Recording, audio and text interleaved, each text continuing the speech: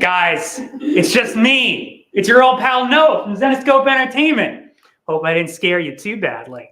Last night, if you tuned in for day one, I popped up like a jack-in-the-box here. I caught you off guard, coming in this way. Just another example of Zenescope trying to stay one step ahead. And speaking of heads, I see some beautiful faces and names in the comments section. Hello, Joe. Hello, Edward. Hello. Oh, I see Matt. We got Larry. Good to see you as always. Mattson, Joey. Good to see the whole gang. I saw Abby Manis in the comments section earlier. I'm so happy that all of you guys were able to join us for day number 2 of our virtual Halloween con. Hello, Jeff. Hello, Josh. It's great to see you. Mooneyham. Good to see you as well, sir. I'm dressed up today as a little Zenjamin dragon, as you can tell by my winged back and my spiked head. Oh, and also, I'd like to take this opportunity to mention that today's stream is sponsored by our good friends over at the CGC. If you've got a comic book, heck, if you've got a trading card, VHS tape, magazine, concert poster, used tissue, whatever, send it on over to our good pals at the CGC, either online or at your local comic book convention. They will seal that puppy and preserve it for future generations. We've also got our great friends over at Sidekick. Whoop-ah! Sidekick Supplies makes these nifty little gizmos that go inside your long box, short box, or other corrugated comic book holding apparatus. They're also proud to announce that they are unleashing a new set of products called the Sidekick Mini. Yeah, little Sidekick. The little Sidekick, the Sidekick Mini, if you are a trading card collector, does the same thing, but honestly on a smaller scale. So if you're looking for the same effects that the Sidekick has on your comic books, keeping those puppies up, protected, flipping and flopping and sliding and what have you, I highly recommend going over to Sidekick Supplies and checking that out. And of course, it would not be a stream without mentioning our good friends over at Hot Flips. Hot Flips has tons of top loaders, bags, boards, whatever you need in order to keep your comic collection in mint condition. They've also got a convention over in Long Island. So any of you Yorkers, you Yankees that want to head on over, go check them out at hotflips.com. And of course, if you've been following along at zenescope.com or on social media, we're doing our 13 Days of Halloween campaign. Move over, ABC family. You're not the one doing it anymore. Zenescope's taking charge, and the letter of the day is I. That's right, I. Actually, I'm impressed I pointed at it successfully. The letter I, and thank you, Jake, in the effects booth. Letter I is the secret letter that you need in order to solve the 13-day puzzle. We've been unveiling a secret letter every day, and that is what you need for your game board. So keep that in mind. Log it away in the back of the brain. And also, special thank you to Phil Zill for including our new member of the Zenescope team, Mr. Bones Malone. Bones Malone, Mr. Bones, as we call him up in the office. He's come down to the studio today in order to be with all of us on this sacred of seasonal evenings. One final thing before I leave you. Actually, a few more final things, and then I'll stop my rambling. We have another like goal for tonight. If we are able to hit 105 likes on YouTube, if you're watching on Facebook, Twitter, Twitch, what have you, head on over, open up a new window, go to youtube.com, give us a big old thumbs up, and if we get to 105 likes, we will be giving away this acrylic standee. Now, if you were watching yesterday, we gave away a Karis standee. These were produced by Fansets, another fantastic partner of Zenescope's. This is obviously a Wonderland-themed acrylic standee with Callie and a very lucky white rabbit on that as well. And that is to celebrate the launch of our brand new Wonderland trading card Kickstarter series. So if you have not pledged yet, you're looking to expand your Grimm Universe trading card collection, head on over. It doesn't have to be right now. You got plenty of time. But head on over to Kickstarter.com. Take a look. You can also find it on social media as well. But if we hit 105 likes tonight, one of you lucky fans will be going home with that a very limited, no longer available acrylic standee. And everybody who purchases in the stream will be going home with a random metal card. Could be one of these puppies right here. Could be anything. And as an added bonus, anybody who purchases tonight will be going home with a free pack of serial trading cards. And if that isn't enough and you're saying, what the higgity heck is going on? Why is this guy just droning on and on and on and on? How did I end up on this web page? Who am I? What am I? And what's my purpose? You are watching Zenescope live stream. We're going to have some awesome products for you tonight. If you're interested in buying any of those products, just post the code that we're going to be providing for each of the corresponding products into the comments section below. And we'll make sure to send it out to you. If you've never bought from us before during a convention, just send us an email at vcons@zenescope.com. That's VCONS, plural, @zenescope.com. That way, if you got a fun, funky username like Kyle Sexy Legs or Naruto Fan 1969, we know who we're actually sending the product to. I got to give a special shout out to my boy Kyle. That was his handle? That was his handle when we played Xbox Live growing up. Kyle Sexy Legs. And I got to say, he's got some sexy legs. My boy's got some gams. He's got gams. We'll leave it at that. And also, one extra special shout out to the winner of our New York Comic Con Nintendo Switch raffle. That was Veronica? Vanessa. I had it right the entire day. This is Vanessa. Vanessa Anders was the winner of our Nintendo Switch giveaways. And congratulations to her. She stopped by our booth at New York Comic Con. Thanks for coming over and saying hello. And thank you for participating, Vanessa. Anything else? I think that's it. And all under 10 minutes, too. I think that's good stuff. That was not rambling. Thank you very much. That was efficient, bullet points. Oh, we got Jake in the studio. We got Di in the studio. In the house. And of course, the man, the myth, the legend, Mr. Jason Candiles. Thank you, sir. So I want to say a huge shout out to everybody that joined us yesterday. If you're back with us today, thank you so much for joining us. We had a fantastic time last night with Kiera, with Jake, with Noah, with all you guys. Thanks so much for joining us, like always. Really, really appreciate you guys. We had a really good, successful stream in that we hit the like goal. So everybody's going home with a metal card. I'm assuming that the metal card like is the same thing again. If we hit that again, everybody gets a metal card. No matter what, if you order, though, you're going to be getting one of these bad boys. So you would be able to double up. If you ordered yesterday and you ordered up today, too, as well, you get 2 of these packs, too, for free, which is kind of cool. Noah did mention it. We got Di in the house. Do we have Di Cam working? Or are we, so you can die cam when you're own? You can, Di's rocking a witch hat. Di is rocking the hat. She's feeling some Halloween flavor going on. I can tell you right now, I'm really lacking on my Halloween costume and so forth. I did look through the closet today and I thought about getting something, but then I thought, I don't know, I'm goofy. All right. So feel like dressing up. I don't know if I'm feeling it, dude. You know what it is? I'm debating. Well, first of all, it's 80 degrees. It's 80 degrees out, right? It's unseasonably warm here. The other thing is, one of my kids is away at college. My other guy doesn't go out for Halloween anymore. Trin is starting to get away from going out for Halloween. Last year, I think we did like 2-3 blocks, and she was like, "All right, I'm ready to go in." I know. Dude, I'm like, you need to get candy, all right, so that I can steal your candy, all right? I don't want to just have to buy candy, wait for kids or whatever, and then if they don't show up or whatever, then I get candy. That's not how it works. I need to get my kids to get me free candy. All right, good stuff. All right, so huge shout out to all you guys out there. Looks like we got a full house in the house. Appreciate you guys. And without further ado, let's start with the Zen box, dude. So we did a Zen box at New York Comic Con. This is an item right here that you see there. It comes with the book that you see on the cover there. Probably comes with a metal book. Maybe it doesn't. Probably does.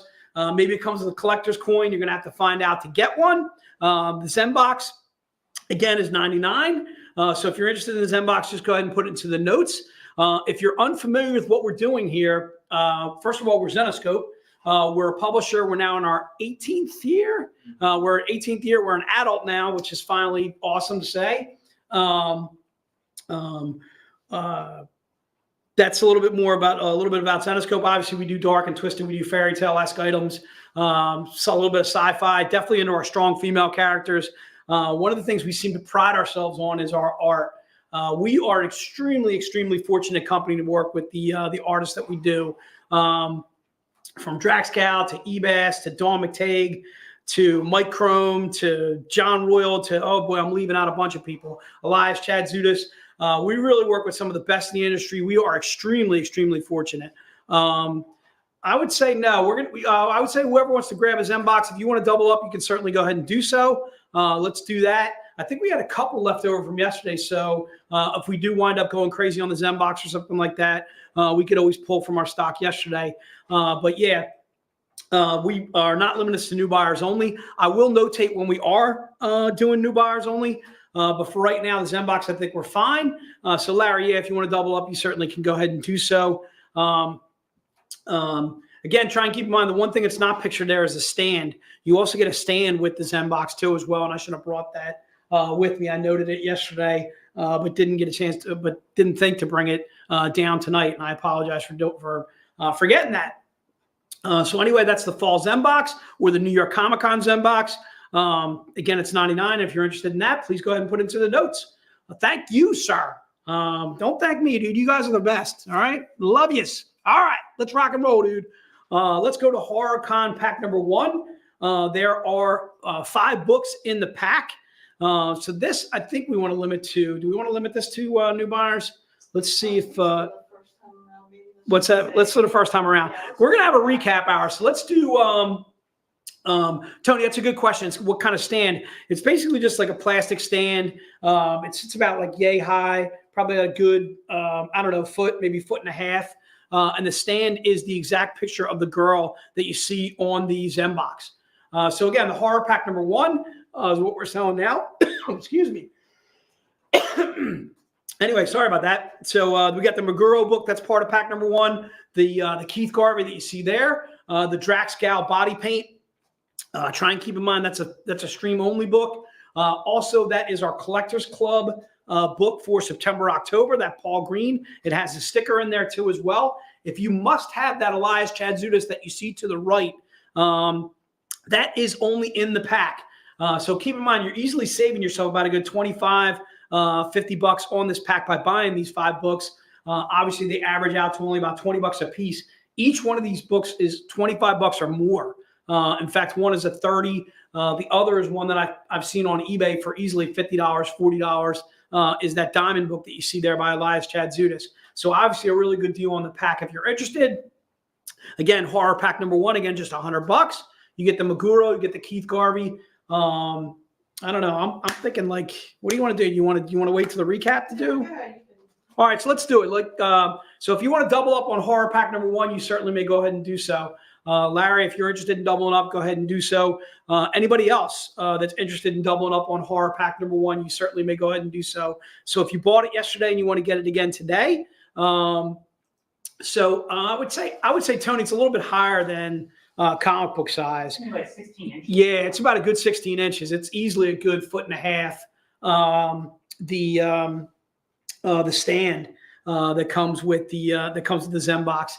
It's kind of an interesting item. But again, it'll have that figure that you see on the cover of the Zen box itself.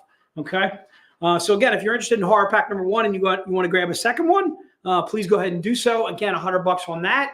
5 books that you get right there. The 4 books that you see to the left, we're going to be breaking out and selling individually. So if you want to wait for those, you certainly may go ahead and do so. But if you have to have that Elias Chad Zudas, again, horror pack number 1 is for you. All right, let's go to horror pack number 2. We'll open this up to everybody in double ups too as well. So again, this is our Z-rated version of our October icon, our October swimsuit, and then our October body paint covers. Keep in mind these October body paint covers that we sell on the stream are stream only. We did bring some of those to New York Comic Con, but it was a limited amount. We wanted to see how they would do there, and actually they did very well. The Drax did really well in New York Comic Con. So again, horror pack number 2. Again, you're saving yourself about a good $50, $75. The one thing I want to make note of is the Pierre Luigi cover that you see in the middle of the screen off to the right is pack only. So if you have to have that Pierre Luigi that you see there, that's a 99 print run. The only way to grab that would be by grabbing the pack itself. It comes with the Maguro, comes with the Keith Garvey, and then of course comes with the the Drax Gal that you see there. I want to say a huge shout out to Raven, Drax Gal, John Royal, who all joined us yesterday on the stream. It was really awesome. They just kind of popped in and said hello, which was really, really awesome.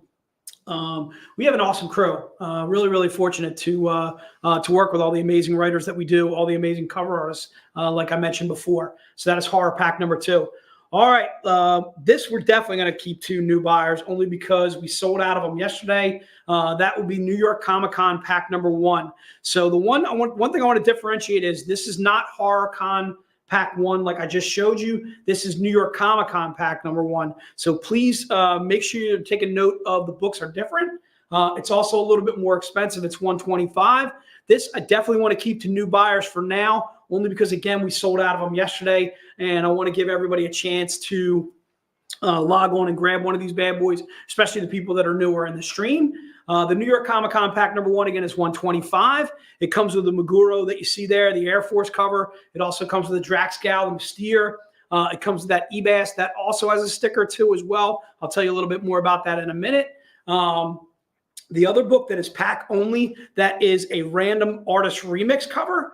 Could be that Sun Kaminaki that you see there. Could be the Elias Chad Zudas that we did. I think we had a couple Elias Chad Zudas that are really banging.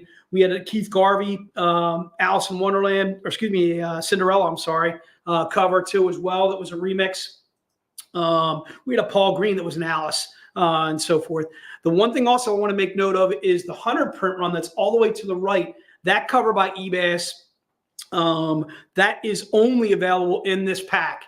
So Abby, we'll double check that for you. Yeah. Abby, you got pack number 1 yesterday, or New York Comic Con pack number 1.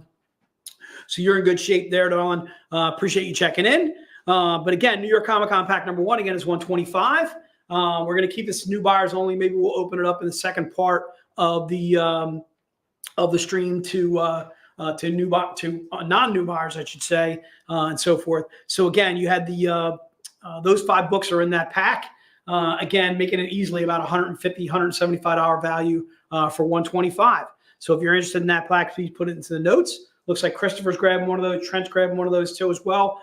Sean, good to see you as well. Alicia, thanks for joining us. Joseph, thanks so much as well for joining us too as well. Joseph, hopefully you got your metal pack. In fact, I'll talk about that a little bit later and so forth. Anyway, so New York Comic Con pack number 1, again, $125. Thanks so much for ordering that. And let's move on. Let's go to New York Comic Con pack number 2. It's basically the Z-rated version of the pack that we just showed you. It has the Drax Gal in a Z-rated. It has the Ebass in a Z-rated. It has that Paul Green that you see there. That's an oldie but a goodie. I think that was a 2022 Collectors Club 100 print run. The one thing I want to make note of, though, is the 25 print run that's there, that sketch Ebass cover. That is Edwin. I'm next to positive. You made it on the list. Yeah, Edwin, you're good from yesterday and so forth. And then also there is going to be a random 99 print run or 100 print run in this pack too as well. So getting back to that 25 print run, that is a sketch cover that you see there that is only 25 made of it. So let's say we sold 5 or 10 packs at New York, and then we sold another 5 to so many packs or whatever yesterday. The only way to grab that book, that 25 print run, is by buying the pack. It will not be brought out of that pack to be available as a single, that kind of thing. So if you have to have that 25 print run, to me, it's an absolute steal because you're getting 4 $100 books in your pack, and then you're also getting a 25 print run basically for $125. Our 25 print runs, when we sell them, are usually anywhere from about $200 to probably about $300 in our 25 print runs. Again, they're extremely limited, extremely rare, obviously being a 25 print run, that kind of thing. Okay, so that is New York Comic Con pack number 2. Looks like we're ready to rock and roll. So let's get on to the single books. All right, the single books that we have is book number 1 is our October Icon. This is a cover by Meguro that you see right there. We're going to open this up to everybody. So if you bought it yesterday and you want to buy it again today, you certainly may go ahead and do so. Again, book number 1 is $25. This is what we call our October Icon. So our icon characters are basically just our version of our iconic characters that we've introduced, whether it's Callie, whether it's Alice in Wonderland, whether it's Gretel, whether it's Belle, whether it's Sky, her mother Sela, and so forth, Cinderella, and so forth, our serial killer princess. So we basically come up with iconic covers for each month of the year, and 12 being the obviously the number on that. This is our October icon cover. Again, a cover by Maguro. Maguro's just been absolutely killing it as far as the covers are concerned. We've been extremely fortunate to be working with Maguro, all the cover artists that we do. All right, let's go to book number 2. Book number 2, again, is our October swimsuit cover. It's covered by Keith Garvey. Again, same thing. We'll open this up to everybody. $25 on this book. Book number 2, again, this is our swimsuit color burst. Just another home run by Keith Garvey, who knocked it out of the park as far as this book is concerned. Did an absolutely fantastic job. Book number 2, again, is $25. If you're interested in this was part of pack number 1, as was the icon cover that we just showed you. That was part of pack number 1 too as well. So in case you're not looking to double up and so forth, just want to make you aware of the fact that book number 1 and book number 2 were both part of that horror VCon pack number 1. Not the New York Comic Con pack number 1, but definitely the horror VCon pack number 1. So again, book number 2, again, is $25. If you're interested in that, go ahead and put it into the notes. That is our October swimsuit color burst. All right, we're rolling along, Di. I feel like we got to slow down a little bit. All right. I want to mention our Phillies. Please, I can't. I'm not ready. You're not ready to talk about the Phillies? No. Well, first off, I want to say congratulations to those Arizona fans. Tammy Morris Gaffney was kind enough to post on my Facebook wall, letting me know that +1 bought her tickets to the World Series. They're going to be going to the World Series game. I think they're either going to game 3 or game 4. Probably only cost them about $50 a ticket or something like that. I've been marveling at the cost of World Series tickets, or I'm sorry, just playoff tickets in general, in any other city other than Philadelphia. Like, I think one was like Minnesota. They were like $7 tickets or something like that. I can't remember the next series. I want to say it was like Arizona against Milwaukee. Some of the tickets were going for like $20 or less or something like that. I want you guys to know how spoiled you are. All right. Here in Philly, in the first round, when the Phillies played, who did they play in the first? The Marlins in the first round. There was not a cheaper seat. It was standing room only was $200 or more. Tickets were going for in the thousands for game 6 and 7 to go see the Phillies against Arizona. They were going in the thousands, which was just absolutely absurd because I contemplated going myself, but I can't see spending $1,000 on a ticket. No, I went to an Eagle playoff game last year. I went to the Giants Eagles and had a fantastic time. I think I only went up spending like $300 a seat, which wasn't beyond ridiculous. But anyway, want to say a huge congrats to our Phillies who had a great season, but just did not hit in game 6 and 7 and let us all down. And we are feeling it. We're feeling it, dude. Definitely feeling it hard. The Astros did not make it as well, Mark. That's right. This is the first year the Astros didn't make it to the World Series in a long time. The Astros, I think, have had like a playoff run of like 6 or 7 years now, which is just absolutely absurd. Kind of helps when you're cheating sometimes. No, I'm just kidding. Anyway, no, but really congrats to the Astros too as well on their season, losing to the Rangers. The Rangers look really, really good. Arizona looks really good. I'm definitely interested in Joseph. Thanks for confirming that. Glad that you got it. So again, that's book number 2. Looks like we're ready to rock and roll. In my opinion, ooh, wow. I don't want to use that word. I've used that in text before, but I won't. I'm not going to say that out loud. That's a little harsh. The Diamondbacks, what's that? Should I throw it up on the screen? Only if you want to. All right. But also too, what's his name? Jason Burrell too as well. You met. I don't know if you remember Jason. We met him at a VIP event, Noah. And then we also met him out at Phoenix Fan Fusion too as well. He's also a huge Diamondbacks fan too as well. And I'm sure he and his wife, I think his wife was cosplaying in Vegas as like Alice or something like that. That's right. That's Jason Morrell. Yeah. So he's a huge Diamondbacks fan too as well. So huge shout out, huge congrats to Tammy Morris Gaffney and Jason Burrell too as well on their squad advancing to the World Series. And my squad not. Dude, I don't know what I was going to do with myself last night. There was no baseball. It was weird, right? It was definitely weird. I found myself watching Law and Order.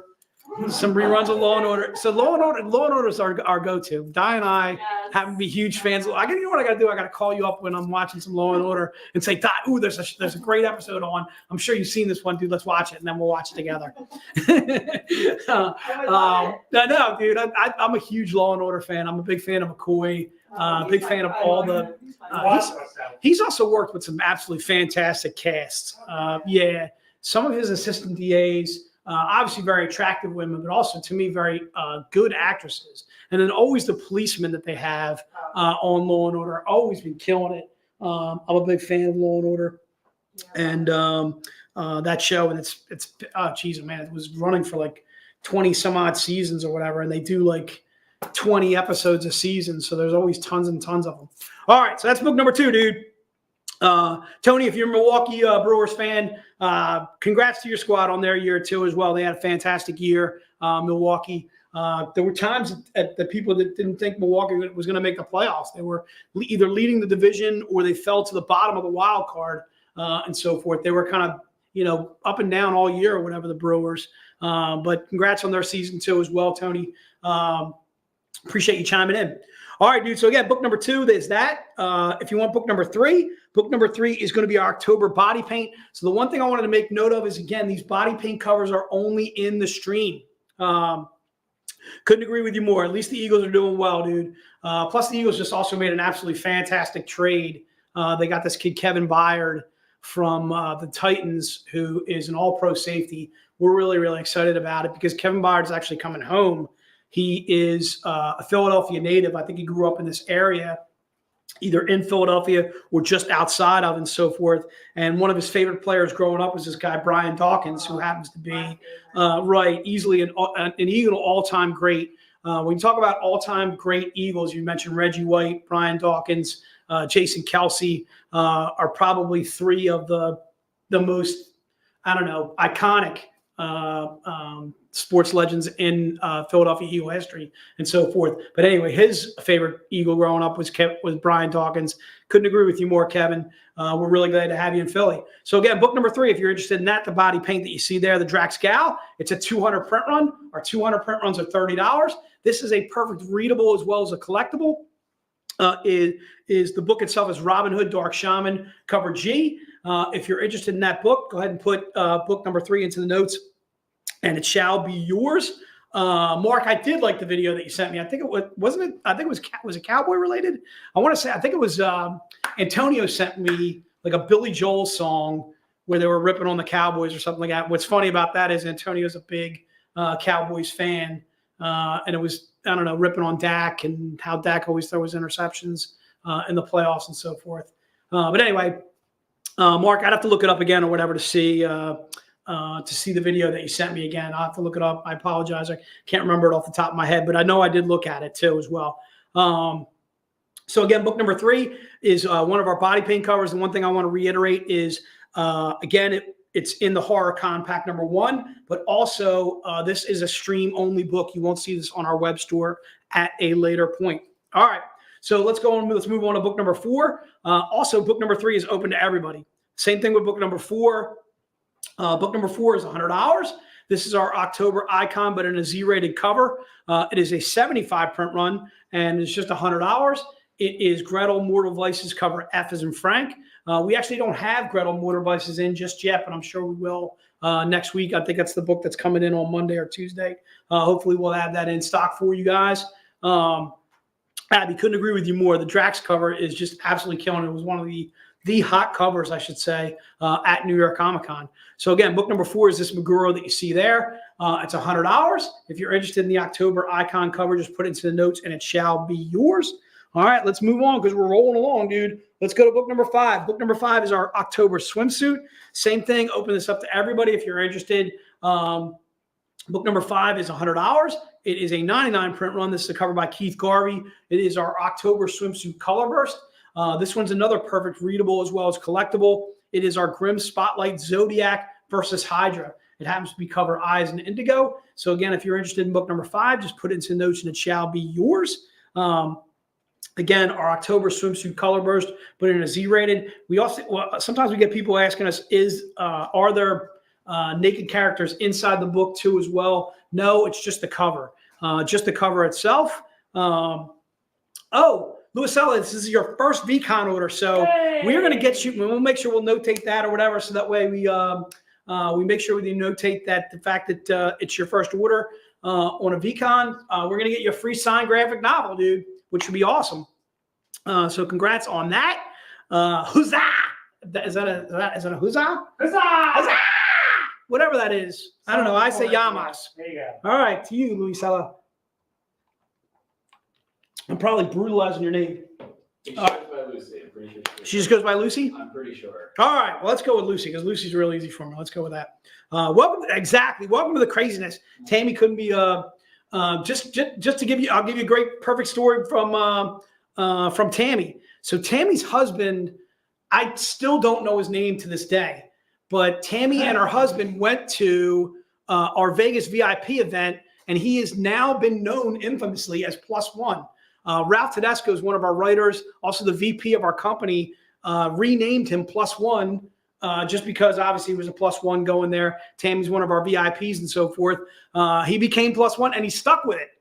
From what I understand, he's changing his birth certificate to say +1 Gaffney. No, I'm just kidding. He's not changing his birth certificate. But also some actually fantastic work out of +1, buying the World Series tickets for Tammy. I hope you guys, everyone just calls him +1. Tammy, that would be absolutely hysterical if your friends, your girlfriends, couples that you guys know out in AZ or whatever actually started calling him +1. Please share those stories if you do. That would be absolutely hysterical. If the neighbors started calling him +1 or something like that, Ralph would just, I'm sure, get a kick out of that, which would be absolutely hysterical to me. All right, so again, that's book number 5. If you're interested in book number 5, put it into the notes and it shall be yours. Book number 6. Book number 6 is the Drax Cow, but it's a Z-rated version. Again, just the cover itself is Z-rated. No, it's +1, dude. You got to spell it out, Steven. You got to put it out. Yeah, because if we short it to just +1, that's almost like he'd be like a symbol, almost like Prince or something like that. No, +1 is that's way too short. No, you could call him plus for short, +1. I guess I'm saying when like 1 is the last name, or it's like +1 Gaffney, +1 Gaffney. Mm-hmm. I like that. No, it's got a nice ring to it. Better. It's definitely better than being -1, Matt. That's a good work out of you, sir. Yeah, or -1. You don't want to be -1 or -1. Yeah, that could be bad. That could be really bad. All right, good stuff. All right, book number 6. Again, it's $75 on book number 6. Again, a 75 print run for just $75. Definitely a deal there. This is our October body paint. Again, try and keep in mind the body paint covers that we do are stream only. This one is Robin Hood Dark Shaman, cover H's and Henry. This is one that we actually do have in stock and currently ready to rock. So again, October body paint, covered by Drax Cow, 75 print run for $75. Let's move on. Let's go to book number 7. Book number 7 is our New York anime, our Drax Cow cover. It is Grim Fairy Tale 72K. K is in kick. Again, this is a $199 print run for only $30. Again, we do our $199 print runs for about $30. Sometimes they're $25, but for the most part, they're always $30. This was one of our singular New York Comic-Con covers. This is part of New York Comic-Con pack number 1. Just wanted to make you aware of it. Yes, you can go ahead and double up, Larry. Thanks so much for doing so. Book number 7, again, is $30. This is another one of the hot covers at New York was the Drax. In fact, both of those Drax covers did really well at New York. Was the body paint that we showed you earlier, and this one too as well. Again, Drax just absolutely killing it. We've been really, really fortunate to work with Drax, and we were lucky enough to have Drax actually join us on the stream yesterday. You know what's funny, guys? So I'm looking at your camera, and I can see just like your eyes. It's almost like you're peeking. It's almost like you're peeking over. But dude, no, keep it on. It's funny. It's like kind of funny when I look down. I can see Di's like eyes just like peeking, like she's almost like peeking over a ledge, which is actually hysterical. All right, so book number 7. If you're interested in that bad boy, again, it's $30. All right. Larry, thank you, dude. Always appreciate you. Sean, thanks for jumping into and grabbing book number 6. We can put you down for that. Sean, I just want to make sure that you're not interested in book number 7 because we're showing that currently. Mark, we can definitely get you covered for book number 7 too as well. Scott, I couldn't agree with you more. Absolutely loving Drax's work. He's just been absolutely killing it as far as the covers are concerned, and we are extremely, extremely fortunate to work with him. Extremely fortunate to work with all the cover artists that we do. Very, very fortunate in that regard.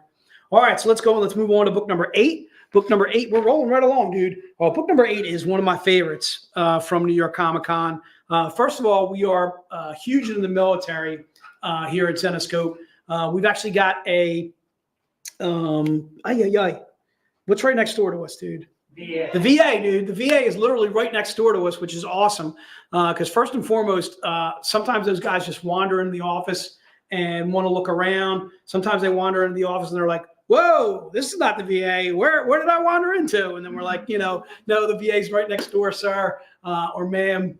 It's right down there by the American flag and so forth, which is really kind of cool. We've also given those guys free books too every once in a while, that kind of thing, which is always good to give back. Anybody in the stream, if you served, if you're married to somebody that serves, maybe your father or so forth, or mother, what have you, I want to thank you for your service. So our book number 8, obviously a tribute to the Air Force. It was one of our New York Comic Con covers, 2023 New York military cover, actually. Again, this is a 225 print run for just $25. The book itself is Grim Fairy Tales 75, M as in Mary, book number 8. So again, if you're interested in book number, Gary was just at the VA today. Gary, hopefully everything worked out okay, whatever that was. Where you go, Gary? I want you to know, dude. I don't know if you noticed, dude. Gary, look. Hey. Yeah, dude. Gary Gary brought in some cups for us when she and her husband came in 2 years ago to the VIP event. Yes, when she you got yours at home. I wanted to get I wanted to get a little caffeine, so I got a little Dr. Pepper in here. Gary, thanks for the cup, darling. Just absolutely fantastic work out of you. All right, just a mental checkup. All right, good enough, dude. I don't know what that means. A mental checkup, is that like, did you have like a CAT scan or something? Or anyway. Cord, you can't say boo Air Force, dude. Yes, we're definitely down with the Navy, but you can't say boo to the Eskimo Joe's best cheese fries. Joe, Gary, I can't disagree with you there. I'm a big fan of cheese fries myself. All right, so that's book number 8. We're getting all kinds of off track, dude. Yeah. All right, book number 8, dude. Book number 8, $25. I'm a fan. I went with a cheesesteak today. We went with cheesesteaks. We ordered food because the stream starts so late. So Jake got ravioli.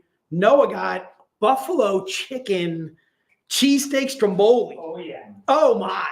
All right, that's buffalo chicken in a stromboli. That's tasty. You could go a little buffalo, like a little blue cheese dip. I'm gonna have to try one of those bad boys. Big fan. All right, good stuff. Good work. All right. Scott, couldn't agree with you more, dude. Big fan.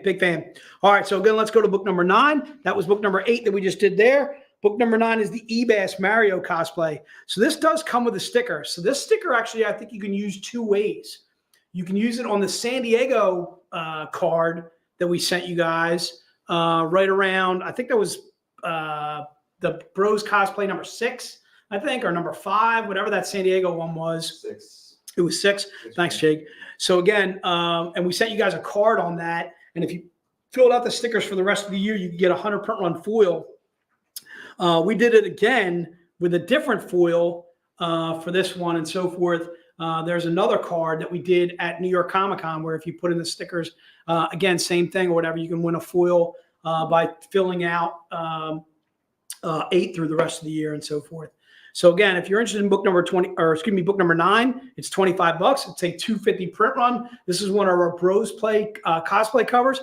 If you're interested in the Bros Play covers, obviously a play on Mario and so forth, all you have to do is go to our web store, go to Zenescope.com, look up Eric Basaldua, and these covers should come up for you, or try Bros Play in the notes on Zenescope.com, and those covers should come up for you too as well. Will it come with a new card? You know what, Neil? I think so. I would think so. I'm not really 100% sure that the card would come with all the new orders and so forth. But I would think it does because, again, the stickers on the back and so forth. So I would think you're going to need to get 2. So you're going to want to fill out the San Diego card and then also do a chance of filling out the New York card. You know what? I'll ask Sarah to post something on social media tomorrow. What we're doing as far as those cards are concerned, because I want to be able to tell you guys actually 100% whether we're doing out the New York cards too as well. But I know the San Diego cards, we mailed all those out with the San Diego books. That would make me think that we're definitely doing the same with all the New York cosplay covers too as well. All right, so that's book number 9. Let's go to book number 10. Book number 10 is the New York anime. It's the Drax Gal. That is that in a Z-rated version. So book number 10, again, $100. It's a 99 print run. That was part of our New York Comic Con pack number 2. If you bought it earlier, that pack. If you want to buy it just individually, again, book number 10 is $100. We're going to open this up to everybody. Again, book number 10 is $100. Again, a cover by Drax Gal. Mystere, obviously, on that cover, looking absolutely badass as always. And once again, Drax just absolutely killing it with book number 10. All right, let's rock on, dude. I got a very, very important. What do you got, dude? Real quick.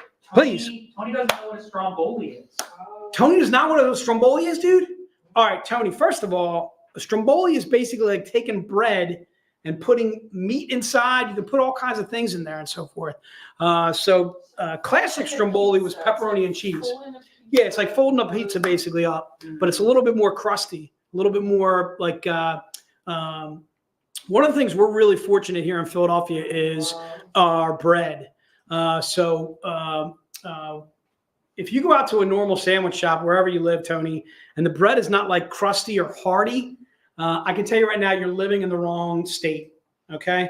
When you go to Chicago, you go to New York, you go to Philadelphia or whatever, to me, or to us, I should say, the bread makes the sandwich. Now, obviously, it's always good to have a good hamburger, always good to have a good sandwich, whatever you're having, whether it's a hoagie, pastrami, bologna, whatever, cheese, whatever you're having on your sandwich and so forth. But to us, the bread is one of the crucial ingredients to your sandwich. The bread, it's got to be hearty, dude. It's got to have like a something to it. So again, we're only at 57 likes. Gary, don't complain. We're getting there, darling. We'll get there eventually, though. So I'm seeing more people viewing the stream than 57. So make sure all of you guys go over to YouTube to do a like and so forth, because we won't even be able to give you guys all metal cards again. So again, you'd be able to double up. So if we did metal, we obviously giving away metal cards free yesterday.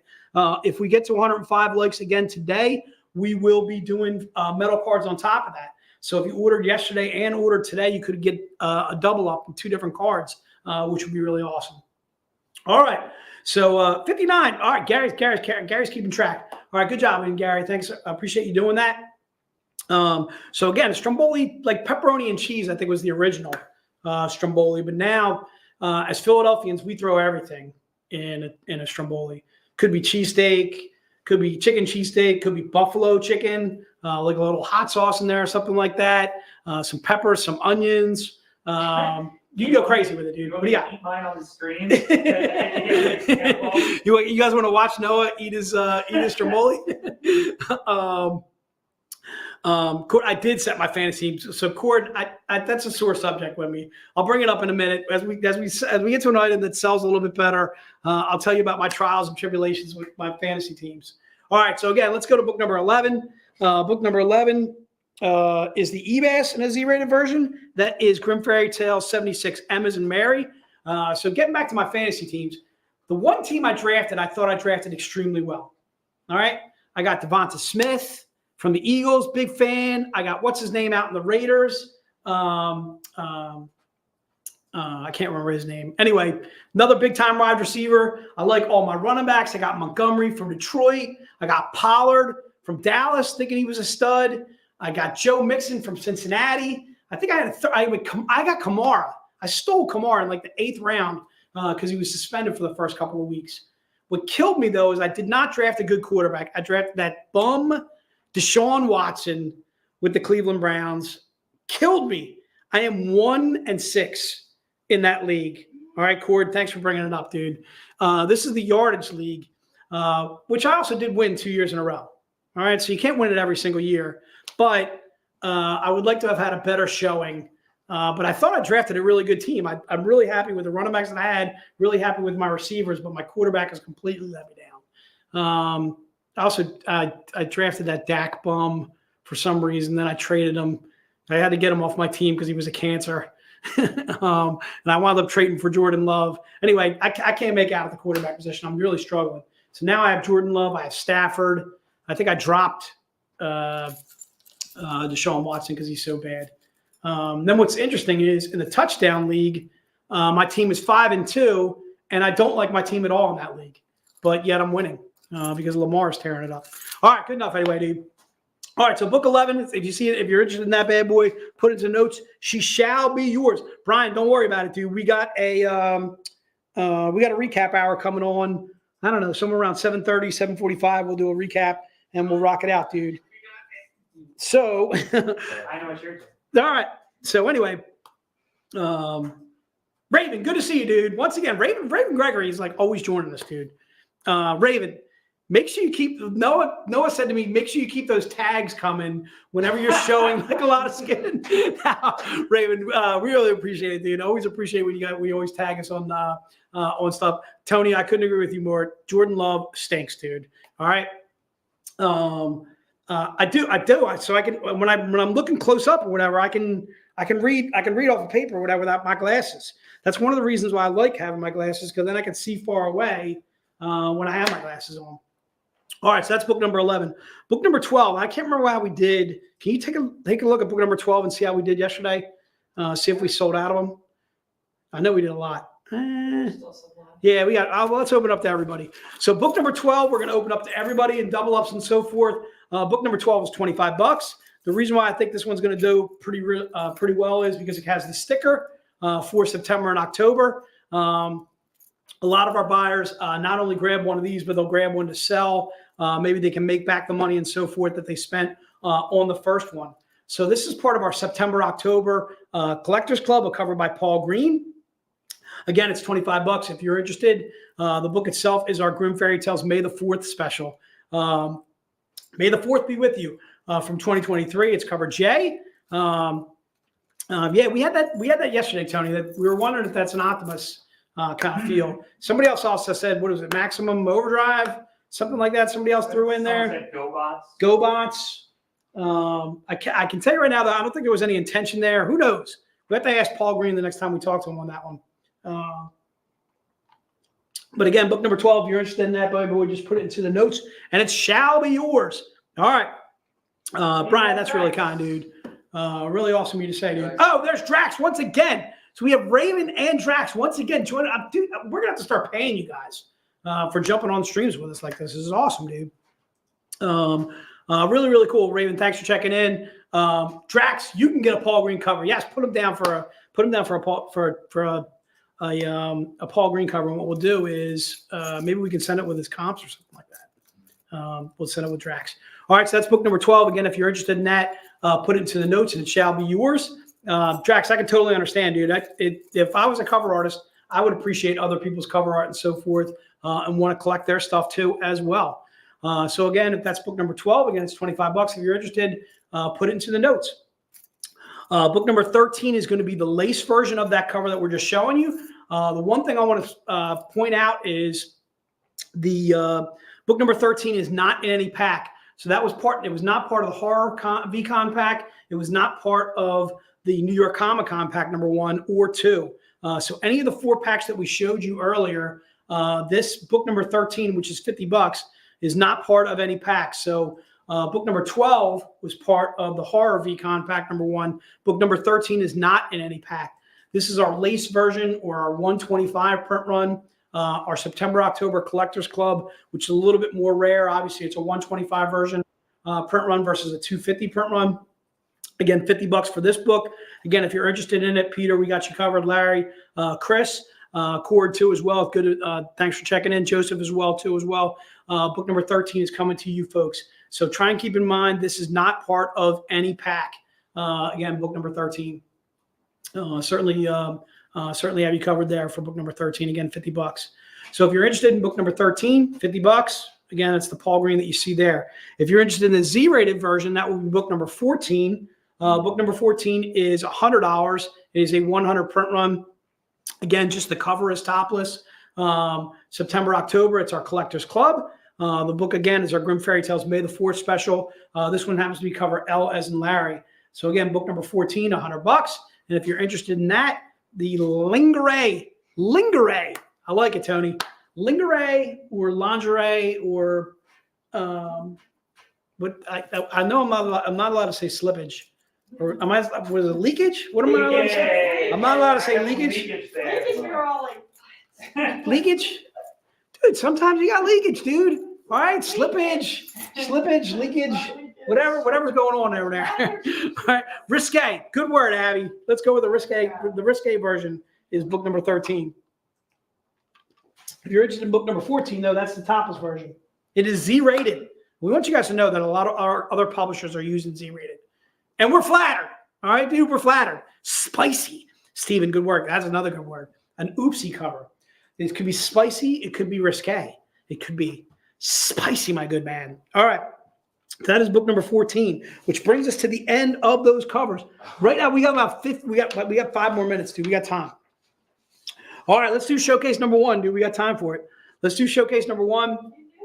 Showcase number 1, or you could just put showcase in the notes. That works because we only have one showcase going on. That is our Paul Green cover that you see there. I believe this was on the web store earlier, so I want to make sure you guys realize that. Optimus Prime lingerie. I don't think we do that, Brian. We can't do Bumblebee. We can't do Optimus in lingerie. Even though those, who knows? Maybe those cars might appreciate that stuff. Who knows, dude? All right. So again, showcase number 1 or showcase again is $100. This is printed on our Grimm Fairy Tale 74. If you're looking for the non-Z-rated version of this, it is still available on our web store. Just go to Zenescope.com, put cosplay subscription or candy subscription. I think it's cosplay subscription into the notes, and you'll be able to see it. And then at the very end of the month, we'll actually be releasing that without the box and then the metal card and so forth. And it should just be like $20 if you're interested in the non-Z-rated version of that. You'll see those cosplay books on our web store. Also, if you're interested in previous months' cosplay covers, just put Paul Green into the notes on Zenescope.com. Put Paul Green in a lot of his Paul Green covers should come up. And they're all these covers that he did. They're all candy themed. He did some absolutely fantastic candy themed covers. This is actually the 10th that we did this year. So there were 9 others. And I know quite a few of them are still not sold out. So you can still grab those for $20 on our web store. So just put Paul Green on Zenescope.com. Take a look for that. And you'll be able to see some of the older Paul Green covers that you see, just like that one right there. Except that one will be out at the very end of this month in a $20 version. If you have to have it with the cereal box and the metal card, or with, I should say, I'm sorry, the candy box and the metal card, that version is cosplay subscription is what you want to look up on Zenescope.com. Hopefully I'm not being too confusing. All right, let's do, we got time, so let's do the metal. Metal number 1, or just put metal into the notes, that works. It's basically that Drax Gal version that you see right there. It was the body paint cover. The body paint was book number 3. This is a metal book or a metal version of that cover. Again, it's printed on Grimm Fairy Tale 76. There's only 15 made of this cover. It is $100. So if you're interested in that, just put it into the notes. Also want to make note of the fact that it's not in any pack. Same thing with the showcase that we showed you just prior to this. That is not in any pack as well. Again, the metal not in any pack. The showcase also not in any pack either. So this metal, again, is only a 15 print run. There's only 15 made of that bad boy. So that's one of the reasons why it's $100 is what you're getting there. Chris, we got you down for that. Appreciate you jumping on that bad boy. All right, I'm thinking we do it, dude. Let's go. Yeah. Let's go all the way through. So last but not least, do we have anybody in the backstage, or are we David looking like? Wohl is having technical difficulties, but he'll be with us soon. All right, good enough, We dude. got plenty of Let's talk. go to the Stein, dude. All right, the Stein. Ooh, the Stein. I'm assuming Stein is a German word. No, it's got to be. All right, good word. That's good work out of the Germans there. All right, so if you're interested in the Stein, again, it's $20. Please drink responsibly. Good words from Noah. This is our glass beer Stein. You don't have to necessarily put beer in there, but obviously we recommend. Big fan of this one. We did Steins probably about 4 or 5 years ago at New York Comic Con, and they sold out like really crazy fast. And I'm confused, says Scott. Scott, what are you confused about? Let us know, dude. Tammy, I couldn't agree with you more. The cereal ones are amazing. We did the cereal theme was like 2 years ago, though. Was a cereal theme, maybe like 3 years ago. Was a cereal theme. There's David right there. All right, so again, if you're interested in this Stein, again, it's $20. Looks like somebody's calling me. It's potential spam. Why are you calling? Are you crazy? I got a stream going on, dude. Car warranty. Always during the stream, dude. I'm quick on the gun though. I'm quick on the mute. I'm quick on the mute, dude. All right. So if you're interested in the Stein, Michael Ferry jumping on one of those bad boys. Chuck also jumping on one of those too as well. If you're interested in A&W root beer, I couldn't agree with you more, Robert. Big fan of A&W root beer, dude. A&W root beer's got that frosty mug taste. A&W, that's like literally from my childhood. They don't play that commercial anymore, dude. What's up with that? They need to bring back the oldies.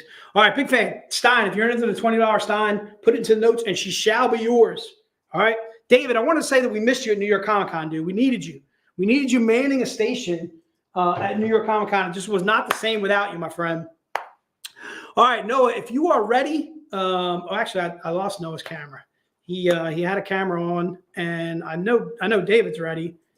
So let's do a couple announcements real fast. All right, so a couple things. We were supposed to go to GalaxyCon, which is in Ohio, in Columbus, Ohio, and I found out a couple of days ago that we are not going to be going, which stinks. So we're not going to be making GalaxyCon, which I believe was early November, if I'm not mistaken. Either early November or early December. We're not going to be going to that convention. Right. Thanks, David. So anyway, if you are interested, or if you're still interested in going to that convention, please go ahead and do so. But unfortunately, we're not going to be able to make it. Tomorrow night is movie night, dude. So Noah, are you ready to take over? Because I don't see a camera on you. Oh, there he is. He's getting there. Oh, all right. So he's getting there still. So tomorrow night is movie night. We're going to be doing RoboCop. It's going to be actually with Noah, with Ralph, with Jake, Sun Kaminaki, Crystal Starr, Brian O'Halloran, Marilyn too. Marilyn Gigliotti. Both Brian and Marilyn are from Clark's fame and so forth. Noah, if you are ready, give me a thumbs up. All right. So again, movie night is tomorrow. So if you want to join us for movie night, we'll have showcases, we'll have books, new books and so forth for that RoboCop. And I would say, Noah, if you're ready to take it away, sir.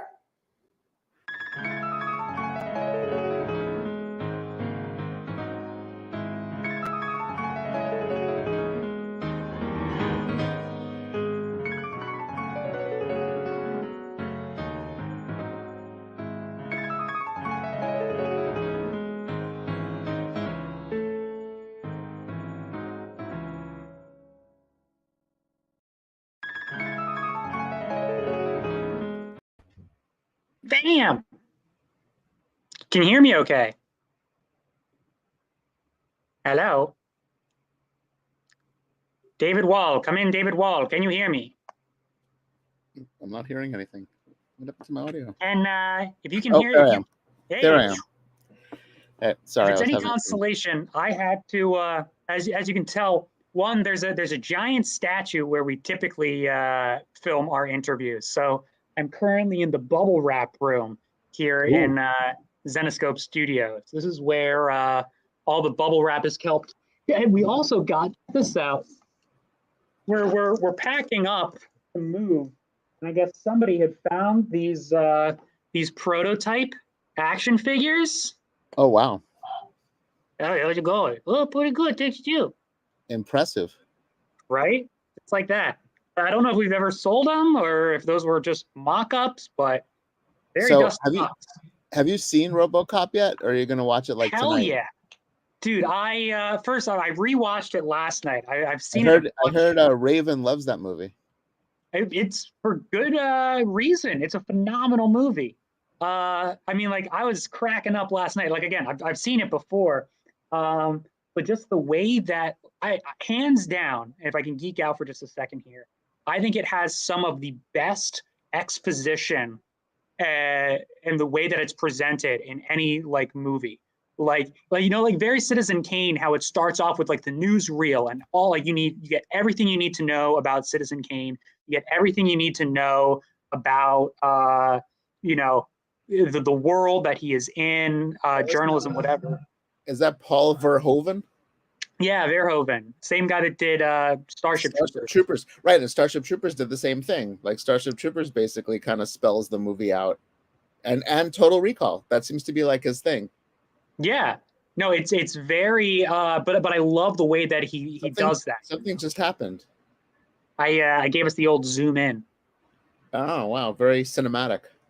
Thank you. But yeah, no, RoboCop's absolutely one of my favorite movies. If I could ever make a movie, that's definitely what I aspire to create. I would like to create something as amazing as RoboCop. I heard Peter Weller, RoboCop, is like kind of an obnoxious guy. Word on the street. there's a documentary. Brian from Movie Club actually recommended it. I didn't get a chance to watch it. It's like $13. I don't got that kind of money. I'm gonna watch Saw 10 if I have any money to spend on pay-per-view. Yeah, but no, it's in the documentary. There is a little clip I saw where Peter Weller's apparently he wanted an Oreo on set, and like he couldn't feed himself while he was in the costume, so he was like, "Robo wants Oreo." And like Robo can't have Oreo. Robo's got to read his lines. Robo doesn't read his lines until Robo gets Oreo.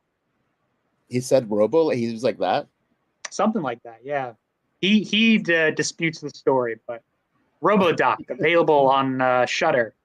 Oh, he disputes it. He says that it didn't happen. The guys on set say that it happened. So it's one of those legends that we'll maybe never know. So more than one person says it happened. So probably it happened. Maybe. I would like an Oreo. I can tell you that. I wouldn't mind a double stuff Oreo or a fudge covered Oreo.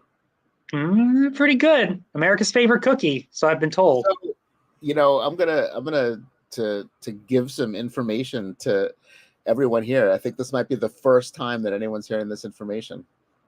I think that Noah is writing a story coming up in the near future. Yes, it's called Gretel in Margaritaville, or Gretel Cheeseburger in Hell. She's got a little Hawaiian T-shirt on there. Oh yeah, we could discuss that instead of Phil. I think the story could be just Phil. Just Phil. So, but yes, no, I am. It's an actual story. It's a Grimm fairy tales based story. Rumor has it it's very good. I have it on my computer to read tonight. Oh, shnikes! Yeah, that travels fast. Well, in the internet these days, things just go like this. So yeah, I'm looking forward to reading it. Nice. Well, hopefully you like it, and if you don't, we always got my my Gretel inspired or Jimmy Buffett fan fiction.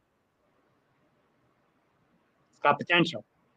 So, and I realized that maybe I was approaching this master class wrong, you know, because I see you're like a budding writer, you know. I mean, maybe you're beyond budding. You've written, you know, stuff, and you're budding in this space.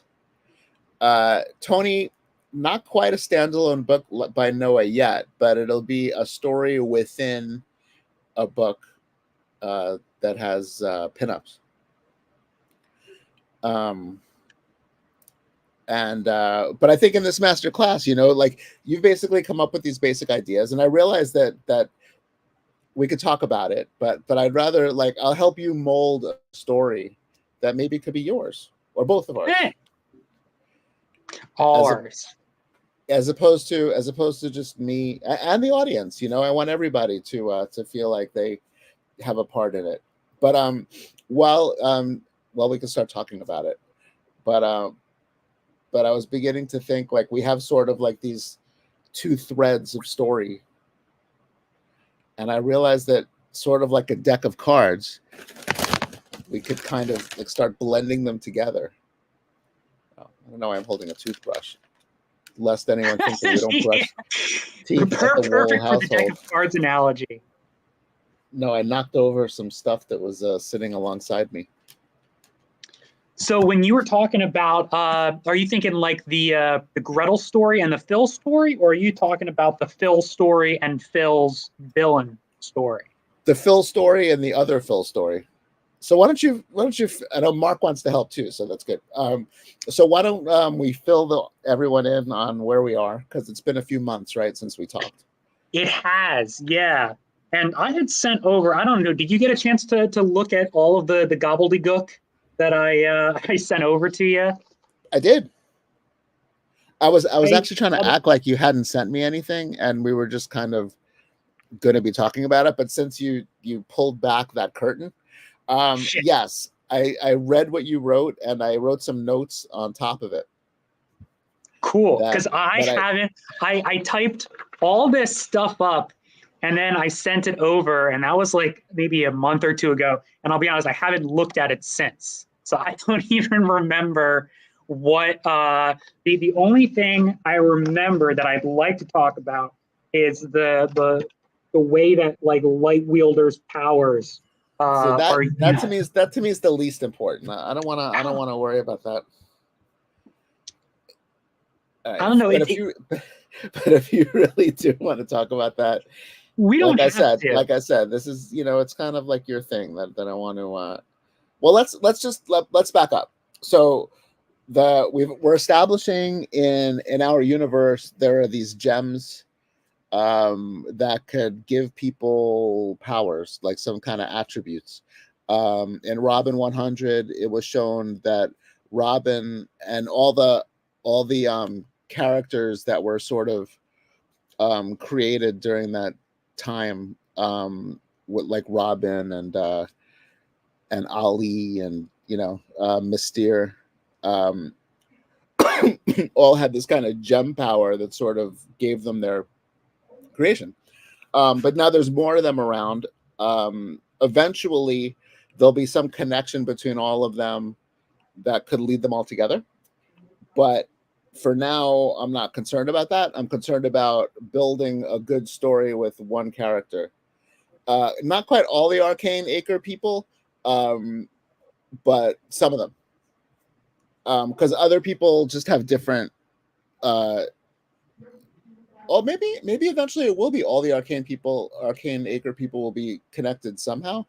But I mean, we have the characters like the Musketeers, like characters.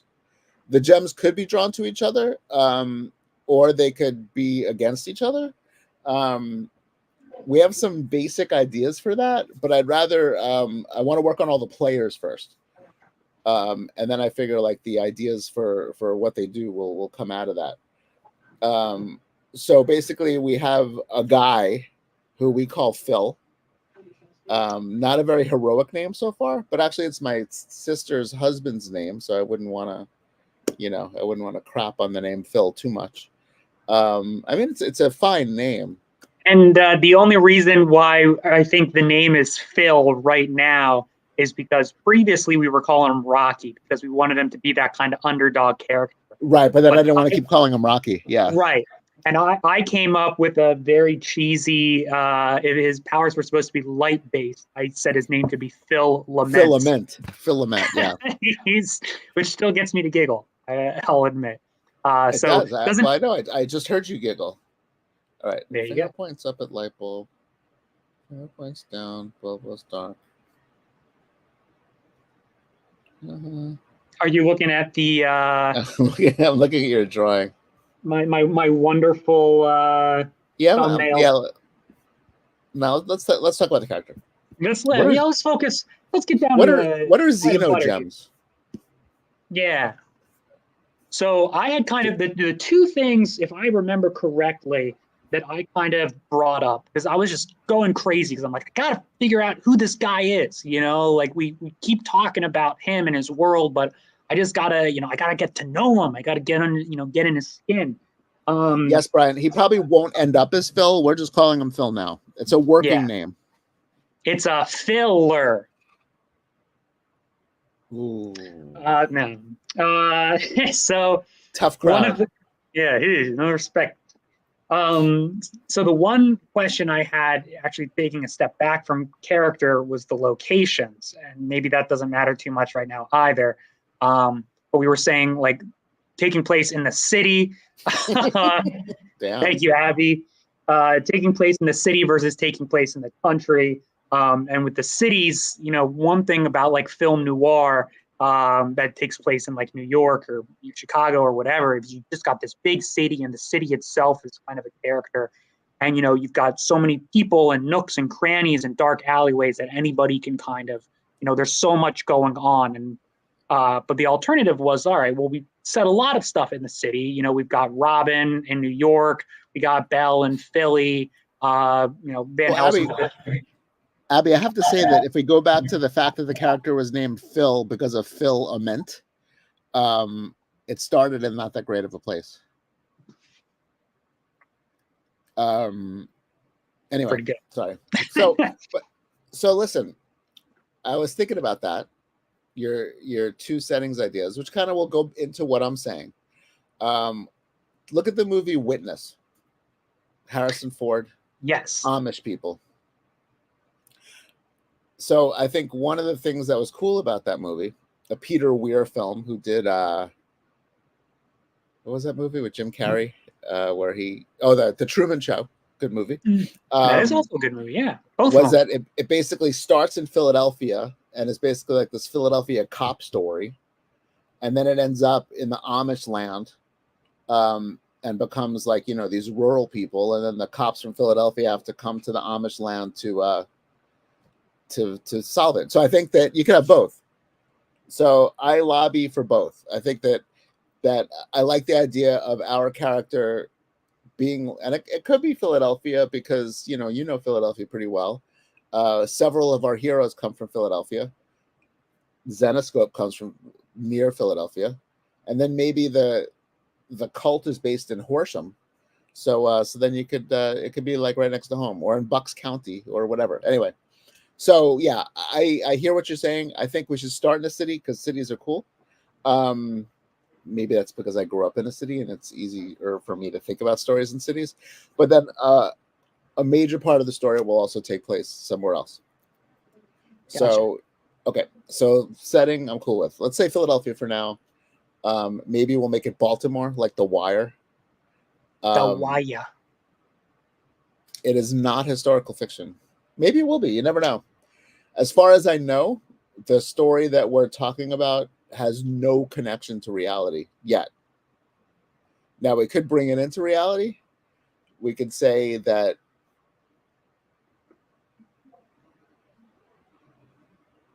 Joe Louis, the former champion of the world, the former heavyweight champion of the world, actually got his powers from a gem. But we'll put a pin in that. I will say, and not to open up a can of worms, but there's a story that the co-workers in the Zenescope office have been coming up with, wherein Martha Stewart is a samurai warrior, and I think that has a little potential too. Interesting, because there's a little samurai connection to the story later on. Chicago actually is interesting. I'd have to learn a little more about Chicago, but Chicago definitely has that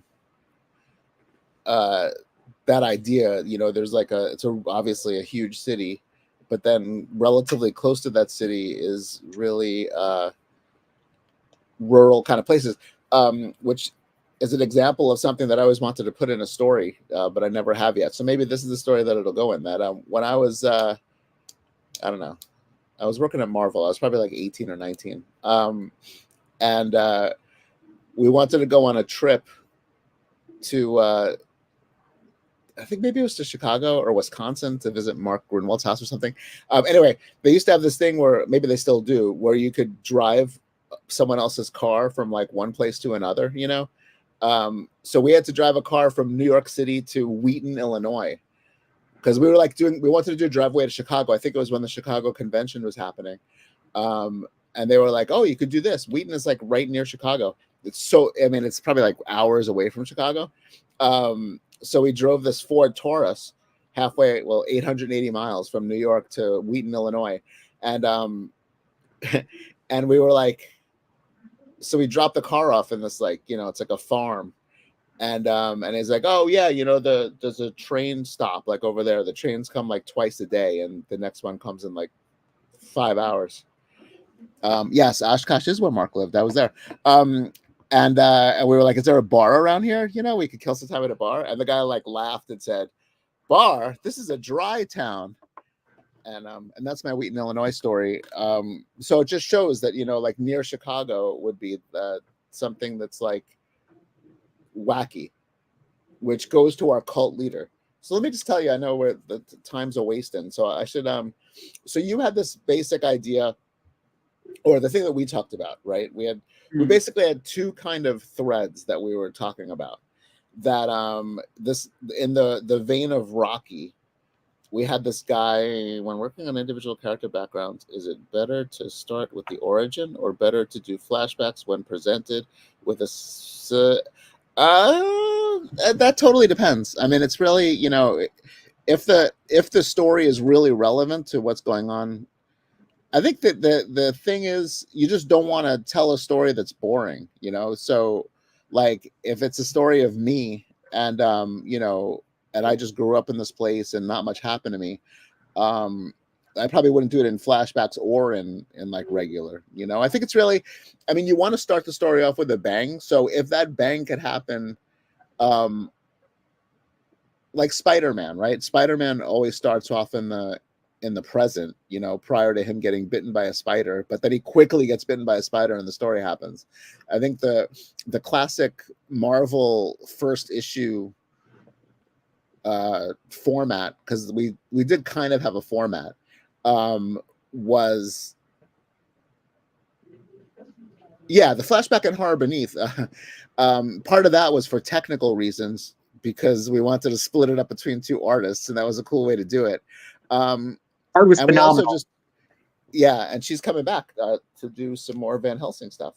And I think it worked there because the story that Dave and I wanted to tell was basically, I realized that we had basically never told the story of Julie Jekyll in the old Van Helsing story. She just sort of like pops up and they have a little story about where she came from. And since she's been around as like this co-star for a while, we thought it would be cool to do like make her a more integral part of the story. And to actually show the first time they met, because we never showed it before. Now it was Pat who got the basic outline from us and basically tied the two stories together like in a much stronger way than we initially pitched him. So I think that actually worked really well. In general though, I mean, I guess I've done both.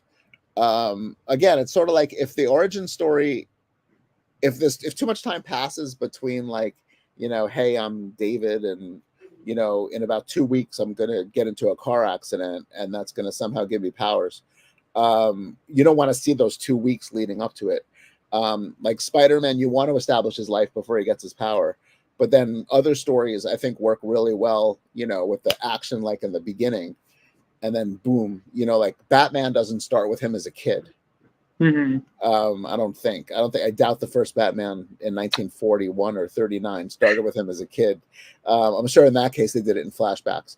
So I think they're both useful. I think it really just depends on what the origin is, and where your powers come from. I think for this particular story, we'll go into it. I think in this particular story, it's starting in the present, but then there are going to be elements that I think we'll learn in flashback because it's important. Oh, thank you. Thanks, Jerry. All right. So we had these two stories. There was the Rocky guy. Now, when we say the Rocky guy, for people who weren't there for the time that we originally talked about it, it's that at the beginning of the Rocky movie, he's basically like just like a thug who He's a bum. He's helping like a small time gangsters and like boxing in his free time, but he doesn't make any money boxing, so he has this other job like collecting debts and stuff.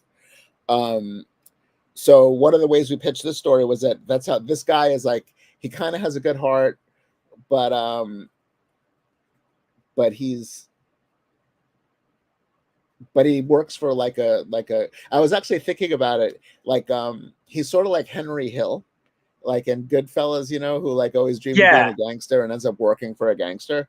But it's way less glamorous. I think Goodfellas isn't that glamorous, really. But this. Oh is no, like they make it pretty glamorous. He's like a leg breaker, but he's not really a leg breaker because he doesn't really like to do it. I was thinking that. So he's this guy who, like, he makes deals with the people he's collecting money from to not hurt them.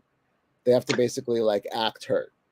Maybe there's a lot of things that I'm just throwing out there, and I figure like we could put a pin in them all and then like figure out what stays. Right. No, I'm definitely gonna put a pin in that though, because I do like that. That's like Guido's I can't think of the yeah.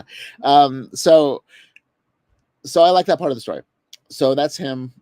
So the guy he works for is just a small time guy. He doesn't really, his aspirations are not huge. So now what you were saying was we could either do that story, or we have this cult guy who is actually somehow involved with the gems, knows what they can do, and is kind of building up something. What did you say? Let's see. You said, oh yeah, and then yeah, there was just okay. Yeah, it's a misguided young man living in a commune. All right, so let me just say, I like the cult idea, but I don't like Phil being from that. So here's what I think. What I think the genesis of the story is. Yeah, he's kind of like a reluctant repo man. So now this is what I'm talking about, because what I'm going to tell you now takes place before the story starts. But we're not going to know that. Or maybe we'll know that. We'll see. When the time comes, we'll figure it out. There's this cult guy who lives in Wheaton or in Bucks County, Pennsylvania. And he's got like a little thing there, and he's kind of building up this, I don't know what. I want it to be realistic. I'm afraid that once we have these gems and stuff, it becomes sort of like this weird, unrealistic thing. So I think we need to figure out what his origin is, or what his deal is. But basically, Phil or the cult leader? The cult leader. So basically, he's got these people. He's got wives. Oh, and that's another key part of Phil that you wrote that I'm acknowledging. He doesn't know who his father is, which may lead to his father being the cult leader. But he doesn't know that. So a woman runs away from the cult, like someone the same age as Phil or close to the age of Phil.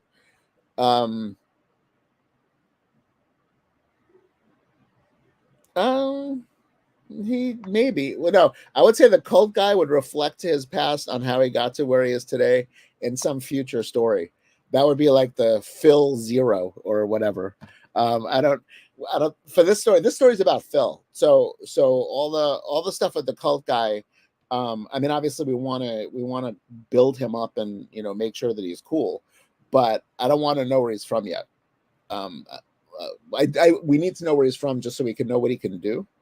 But he's keeping these people in their place, and then someone escapes, and she steals one of these gems with her. She sells it to the pawn shop guy just to make some money. Ooh, I like that. And then she just kind of escapes. Yeah, it could be a Scientology-ish thing, but we don't want them coming after us. So we might have to call it something else, like science-istics. Yeah, I will say I just read probably like my favorite book of the year, Daniel Clow's Monica, which just came out probably like this past month. Has a big cult element in it. I won't spoil anybody out. It might be worth What? checking out. Oh, dude, I highly recommend it. You would like it for sure. You can borrow it next time I see you if you want. But a spoiler alert, cover your ears if you don't want to hear this. But the cult is just a very mundane thing. It's dudes thinking like, oh, I'm a prophet. I am the next Messiah, whatever, and writing down all these rules, having people follow you, and then kind of taking advantage. And I guess it's just cult behavior. You put yourself in this position of power.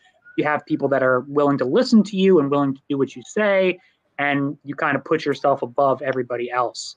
And so it's like, hey, you're not allowed to watch TV or read books that come from outside the commune, but I can. So I'm cool. I'm the guy. And that's sort of what this thing is going to be like. I don't want to rip Yeah. off Dan Clowes, though. But No. And I'd like to point out that what I typed up was before I even read Monica, before Monica even came out. Similar Okay. way. But Good. point being that's is the that zeitgeist. yeah, like the cult doesn't, like you said, it doesn't have to be this grand, end of the world. Although the apocalypse, a lot of religions are based around how the world's going to end. It's like yes, Zenatology, like it's sort of I guess Scientology sort of does that, but it's kind of like Scientology, but no Hollywood people probably. yeah. So this girl runs away from them Mhm. and sells the stone to the pawn shop guy. Phil goes to the pawn shop guy to collect a debt. And I think I had typed it up like. You too, Mattson? Did I say, like, I can't remember what I had typed up. Either like he's either sent by the boss to collect the stone, like the boss of his organization No, knows. the boss doesn't know about the stone. No, Okay. He's sent by the boss to collect money. He takes the stone because basically I will get to these people's comments in a minute, Joshua and Mark, but let me just finish what I'm saying. Scam. That might be a little too on the nose, Scott. The guy's like, just give me a day and just take this collateral for the day. And he offers him, I wrote down what he offers him. He offers him a Hattori Hanzo katana sword. And Like it. and he says no. And he's like thinking about it, but then he like sees the gem and is like, I'll take that. So then he takes the gem and leaves. And exactly like Joshua says, the cult leader really needs this stone. So he needs Mark, wait, are you saying people choose the cult guy to be the leader of the cult?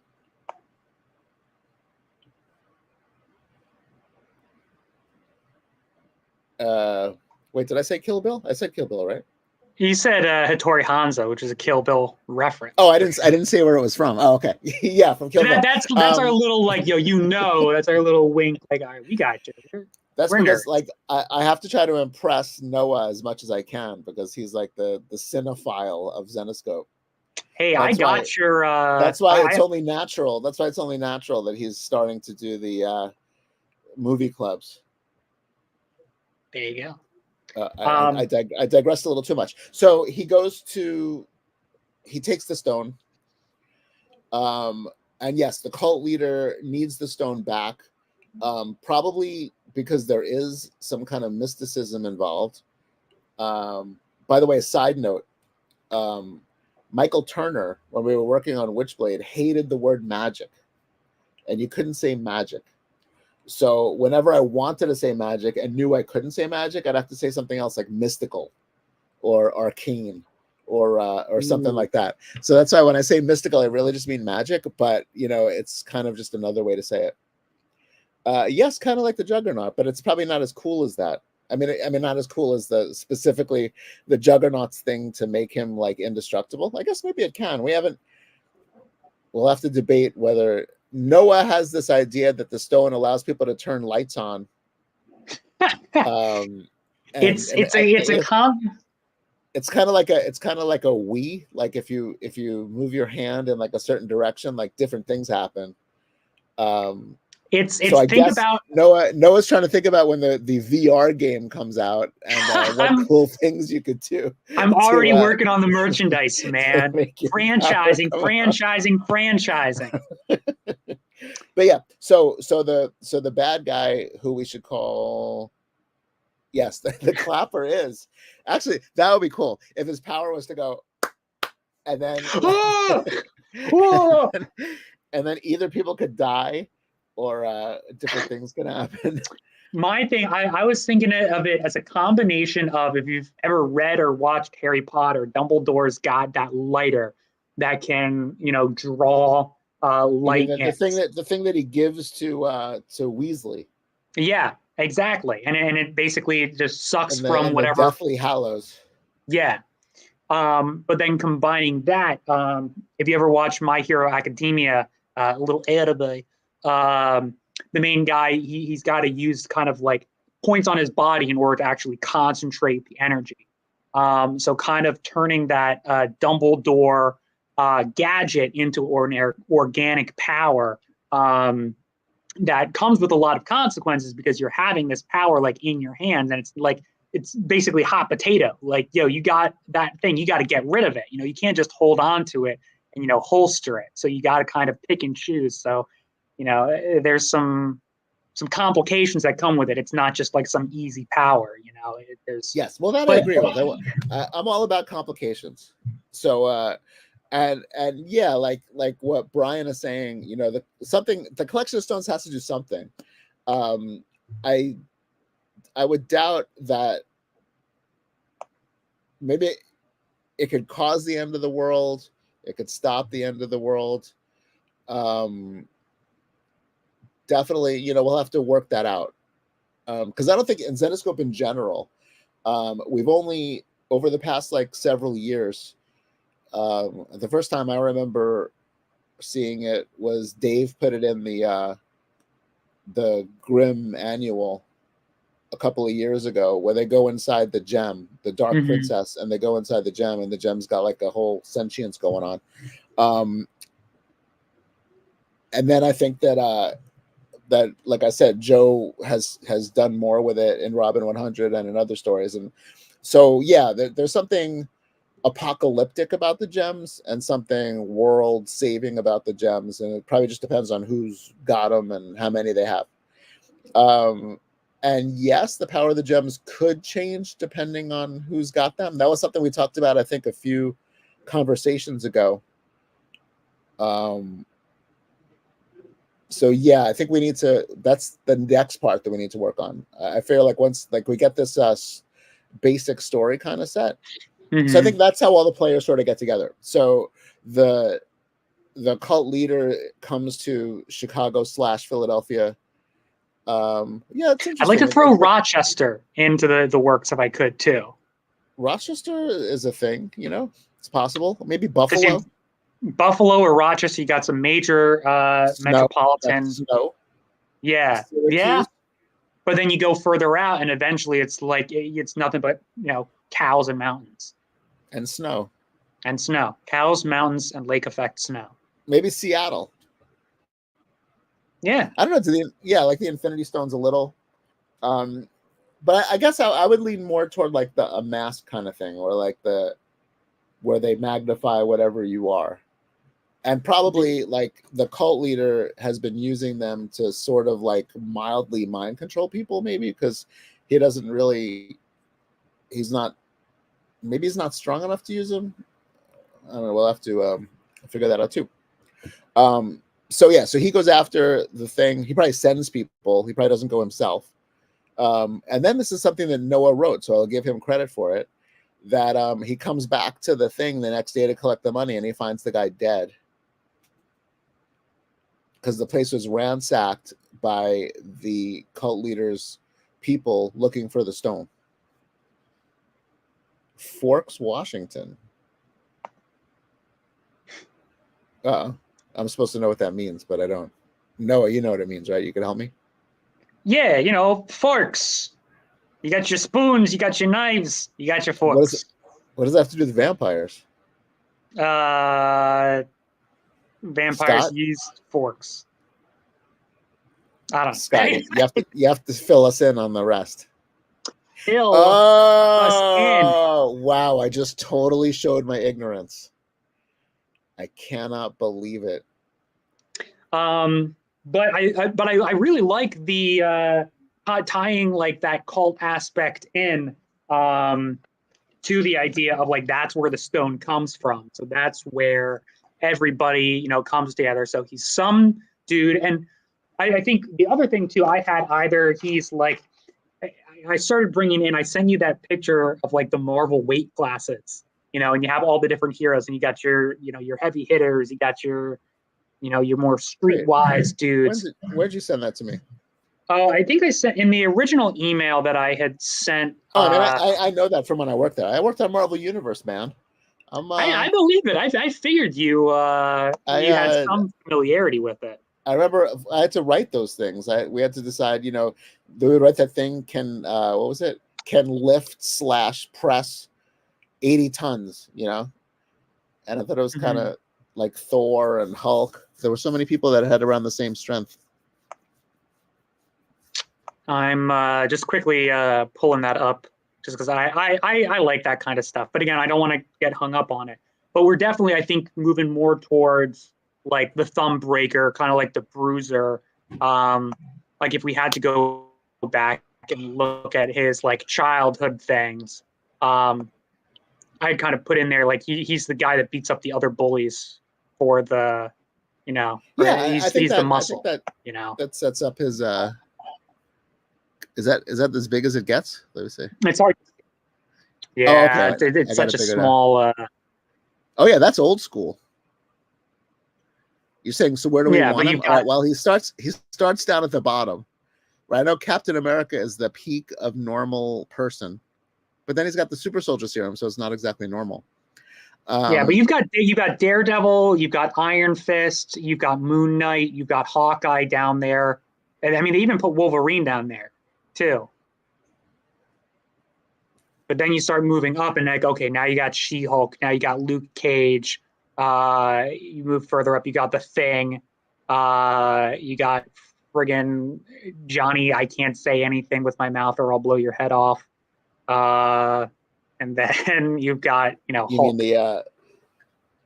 the what's his name? He's from the Inhumans. Yeah, I know who he is. Is it Black Bolt? Black Bolt, yeah, that's right. But his real name is like Blackest Boltus. Submariner or someone else. Submariner, what level was he on? Was he on the same as Black Bolt? Yeah, he's over there too. Yeah, Submariner's up there by next to Doc Samson. Yeah, you've got you've got Vision up there too, I think. Yeah. Yeah. Who's that woman? Thundra, I think. There's lettering there, right? I can't see what it says. Oh yeah, no, there's a lot of it. Like I said, it's a big page, but that's the reason why it's like it's all being cramped. Oh, thank you for Blackgan. Not one of that. There's your like Phil Lament, Is that his real name for real? No. Yeah. No, I promise you. Go to like Marvel Wiki, and its name's like Blackgan. Wait, there was some. What was some of those other ones I remember? Aaron Greenhouse confirms. Again, I've referenced it before. My favorite is Mr. Miracle, is Scott Free, the escape artist. But there was some really like some low level villains I remember at Marvel that all had names like that. Anyway, so now I don't remember. All right, so let me do a quick full recap here because we are starting to run out of time. So we moved somewhere today, right? This is great. My goal today was to push forwards. I would say that this is fantastic progress because for the first time, I think we've actually got I can see the skeleton here. We just got to end up. We got the head, shoulders, and knees. We just need the toes. And then once we get the toes, we put yeah, we fill it with flesh. We put the blood in there. We give it the little. Let's see how far Noah will go with this analogy.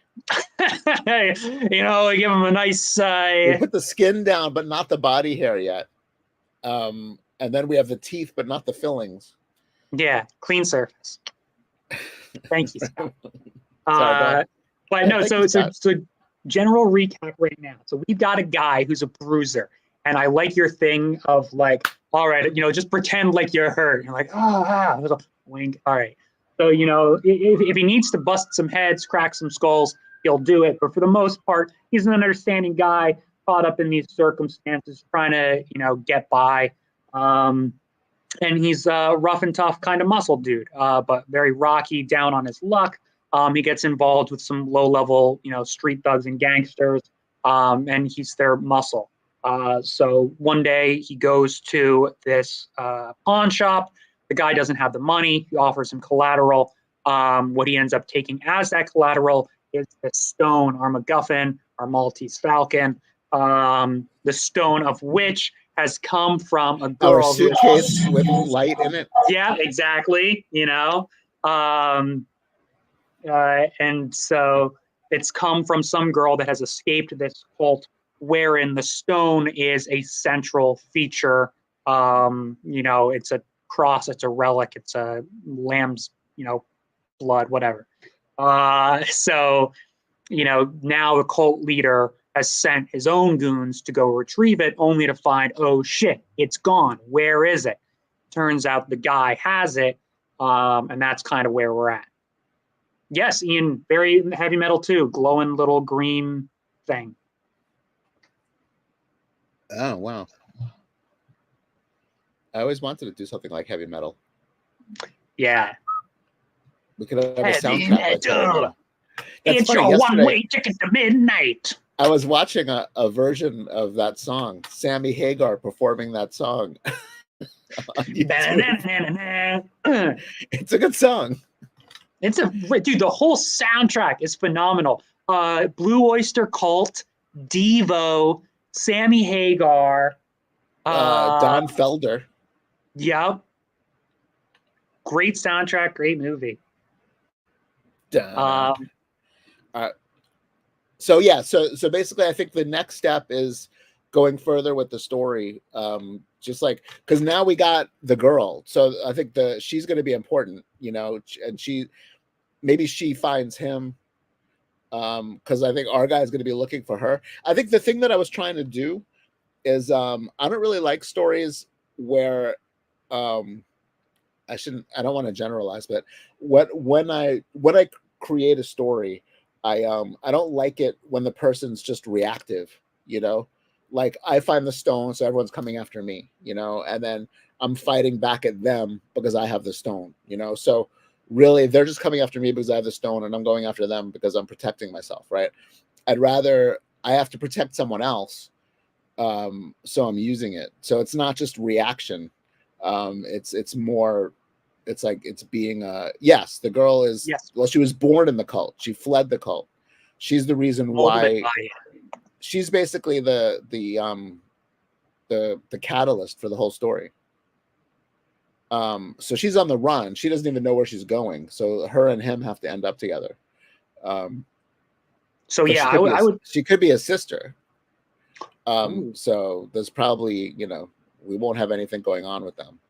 Yeah. So we would have to. The next step would be, at what point, because now the guy's got the stone. Does the stone react to him? Does he, when does he realize kind of the implications of what he has? See, that's one thing. That's one thing we cover. A thing that I don't think she needs to beg Phil for help, because she's really just, maybe she could. We'll have to figure that out. I think we have to go back in time now and see her story. What is going on with the cult that's making her feel like she needs to leave at this moment? She's taking this thing. She's either taking it because she doesn't know what it is, but thinks she could get some money for it, which is possible, or she's taking this thing because she does know what it is. But if she does that, then she wouldn't really sell it to a pawn shop guy. Not for nothing, but that could be. Unless she loses it, someone else sells it to the pawn shop guy. Hmm. Not for nothing, but what? I was gonna say not for nothing, but I do kind of like that structure. Like say him coming back to like you got one issue there that kind of follows Phil, and then you kind of got one issue that follows the girl, and you don't have to break it up like that. But And then one issue that follows the cult leader. yeah, and then all of a sudden you've laid the groundwork. You have all these different stories, and then eventually they all actually come together. See, I don't know. Maybe she begs Phil for help. I wouldn't. Because the question is, how does she find Phil? why how would do she the two even? how do the Unless- two of them? Unless because they're all, and that this would be the weird coincidence. Now, when I first suggested this, that he would be the son of the cult leader who doesn't know it, I would not pawn something of incredible value hoping to get it back later. I'm good I at guess if it- $75. All right. I guess if it's all I have, maybe. But if he's connected to the cult leader, then he's got some kind of affinity for this thing. So that's why he picked it. So it's a coincidence that he goes into this shop and the thing happens to be there. Maybe if that's the one coincidence in the whole story, then that will be okay, and I could be happy with that. Yeah. Because like you're Casablanca, as I learned in the Robert McKee seminar where he talks about what makes a good movie, and he talks about how the more coincidences in a movie, the worse it is. And that's why the perfect movie is Casablanca, because it only has one coincidence. Of all the gin joints in the world, gee, that's my Bogart. Of all the gin joints in the world, gee, at the come in the bite. Wait, who is that? That does not sound like Humphrey it's Bogart. not Bogart. I Can can tell you someone that. say who that sounds like? Of all the Say it gin again. joints, all the gin joints in the world, she had to come in and mine. Oh, you play that song again, Sam. I love that song. It sounds like a kid from Rugrats. It sounds like there's a I don't know. They could all be related, or at least those three characters are the cult leader, the woman, and him. Yeah, Jerry Lewis. I can see Jerry Lewis. Little Jerry Lewis. The gem could be embedded in a ring or pendant or some other jewelry. Yes. And yeah, they could all have an affinity, a little like Papa too. And yeah, an affinity to it would kind of draw her to him. Maybe once she realizes that he's trying to he's trying to get to it, maybe she'll go to him. Yeah, a little Millhouse too. Thank you, everyone. We're gonna talk about this next time. I think once we figure out her story a little bit, we'll understand why she wants to go to him. All right, cool. Holly hits us with the Holly with the hot takes. I agree. All right, cool. Well, I think even though we like to joke, we like to have fun, but I think we made a lot of progress today. No, So I'm liking the story. I am too. I think we got something going here. I can feel the warmth coming off of it. Hopefully we won't forget it by next time. Yes. Well, hopefully we won't have as much time pass between segments, so we can hopefully. And again, that's my fault. I didn't retain any of I 4 pages. I can't remember any of it. But I'm glad that you looked at it, and I'm glad that we got some cool stuff. Building. But I'm writing notes. I'm writing notes on what we just are talking about. Locked away, man. Here. Could be all coincidence that becomes fateful. Yeah, sometimes coincidence can work if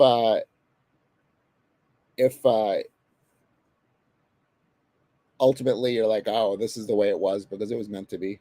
It's not, mm-hmm. Although I do like if there's one coincidence, I do kind of like pawn shop. Just sets everything in motion, and then everything kind of plays off of that. Yes. It doesn't have to be some grand destined in the stars type thing. But anyway, thank you very much. I see Jason in the background. So, David Wohl, thank you so much for everything. Thank you for taking the time out of your Thursday sorry night. I missed you guys. I wish I was in New York. It would have been a lot of fun. And then I thought I was going to see all you guys in Columbus, but I guess that's not happening. So Oh well. We'll get Maybe you a out here Christmas for a party. Christmas party. Yeah, I should talk to Joe about that. Maybe instead of Columbus, I'll come to the office. I like that. A little wall party. We got that fly I need you to kill. There's gonna be a new office by then. You too, Scott. All right. We'll Are talk you to you gonna later, bring the David. fly to the office? Oh yeah, he's coming with us. And you can thanks kill to him there. everybody for staying with us. I appreciate it. All right. Bye, I don't know if- David. Thank I don't know if Raven's you. still there. Bye. I don't know. Hey, am I still on? Hello. What's up, David? I can't hear you, but hello. Good stuff, dude. So I want to say a huge thank you to David Wohl for doing that. Looks like you guys had an absolutely fantastic time. We did as well. Thanks so much to Noah for doing the interview too as well. I know those guys have a great rapport. David, again, thanks so much for joining us like you always do. And again, thanks to Noah. All right. Before we start sales again, we want to take a quick second to look at the. Yeah, let's show. do it, dude. Are we all going? Are I mean, we we going all- for a sojourn? We can. All right, let's go on a sojourn, dude. All right. All right, so I'm gonna give you guys a couple of minutes to get in there, and then I guess what are you gonna have to do? You have to set up a camera. So I won't have audio actually, so we might as well, like, if one of us wants to go in. We could do a split screen or something like that. You want to do that? Yeah. All right, I'll stay out front, and you can go into the statue. So we want to give you guys a look at the Robin Hood statue that we had at New York Comic Con. We actually had a couple of statues at New York Comic Con. One was Witchblade, and people were asking us, "What are we doing with Witchblade? You guys don't publish them, and so forth." It's actually the company that we're working in conjunction with. And there's Noah right there. So Noah's on his way to see. Okay, let's go on. They're going on a trek. Come on, guys. Come with us. So we're following Noah into the deep depths of the studio here. This is also a warehouse too, as well. So Noah's going to give us a look at our Robin Hood statue. And Noah, if you're ready, take it away, sir. Oh, there. Oh. So there's our Robin Hood statue that you see right there, which is just absolutely beautiful. And I believe it is going on sale. Is it on sale right now? Like, hang on a second, Tim. Yeah, you can get a pack one. We're going through the recap in a minute, dude. Give me a second. All right, so that is our Robin Hood statue that we had at New York Comic Con. And if I'm not mistaken, it's $9.99, so it's $1,000 for the statue. We're gonna put the web store where you can actually get that. I'm pretty sure you can do it. I'm not sure if you can get it on Zenescope.com just yet, or if you can get it on the other statue. But there you can see just an absolutely fantastic job this company did in putting together the statue for us. So we had these. We actually had these right out front of our booth. That mark is actually eBass work. So eBass did a cover for us, and I want to say it was like Robin Hood 1. I want to say it was Robin Hood Origin 1. It was either 01A. I think eBass was on the A cover and so forth. And Rebecca, I couldn't agree with you more. It just the statue just came out absolutely fantastic. And I think Noah can tell you a little bit more about like what it's made from and so forth. I really wasn't. There's Noah right there. So when we bring them back in, no. So are those going to be on Zenescope.com, the statues, or it's on their website, which is do we even know? It's gonna be Fantasy Collectibles. Fantasy Collectibles. Yeah, so Fantasy Collectibles LLC is kind of where we are going to be. Right, selling is where those we're going to be selling it. So we're not going to sell it on Zenescope.com just yet. Not sure. Yeah. All right, so stay tuned for more info as far as the Robin Hood statue is concerned. But it's fantasycollectibles.com. Fantasy Collectibles LLC. Right. Yeah. Can you put that up, Jake, when you get a chance? Yeah, I also want to show. Hold up a second, if you'll indulge me here. Yeah, Please, yeah. I would like to show a picture of Giorgio. Hey, Giorgio the all man. right. Shout out to Giorgio, who flew Yeah. all the way from Germany Flew to in from be Germany with with us us. in Yeah. New York Comic Con. He brought the Robin statue. He also brought a Witchblade statue. Shout out to David Wohl if you're still there. Awesome. Great. Thank you. There's for Giorgio pulling right that there. up. Looking handsome. Yep, and he's right next to the that's us right there at the booth. That was our banner right behind him there, as you can see. And there's the statue right there. And there's the Robin Hood. Giorgio was kind enough to put these statues together. He was real meticulous with them and so forth. The other thing is too, is he was real careful, like, making sure when I was taking it down off the table, Giorgio was like, look, dude, we got to make sure this thing's covered up. And I was like, Giorgio, I don't want the tablecloths anywhere near this statue. Like, I don't want them banging into the statue and so forth, because that's all I need is the friggin' statue to get broken because of me and so forth. But anyway, we had a really good time with Giorgio out in New York. And again, like Noah mentioned, he literally flew in from Germany. So do we post our website, Jake, if you could? Yeah. Again, what is it? It's Fantasy Collectibles I will. LLC. Yeah, to me, this is like sideshow quality. Like I've gone to many of New York Comic Con, many of San Diego, and one of the first booths that I always go over to see is Sideshow. Sideshow to me does an absolutely fantastic job with their statues. But this we feel like is of that quality. It's of that ilk. Is the Robin Hood statue that you see there.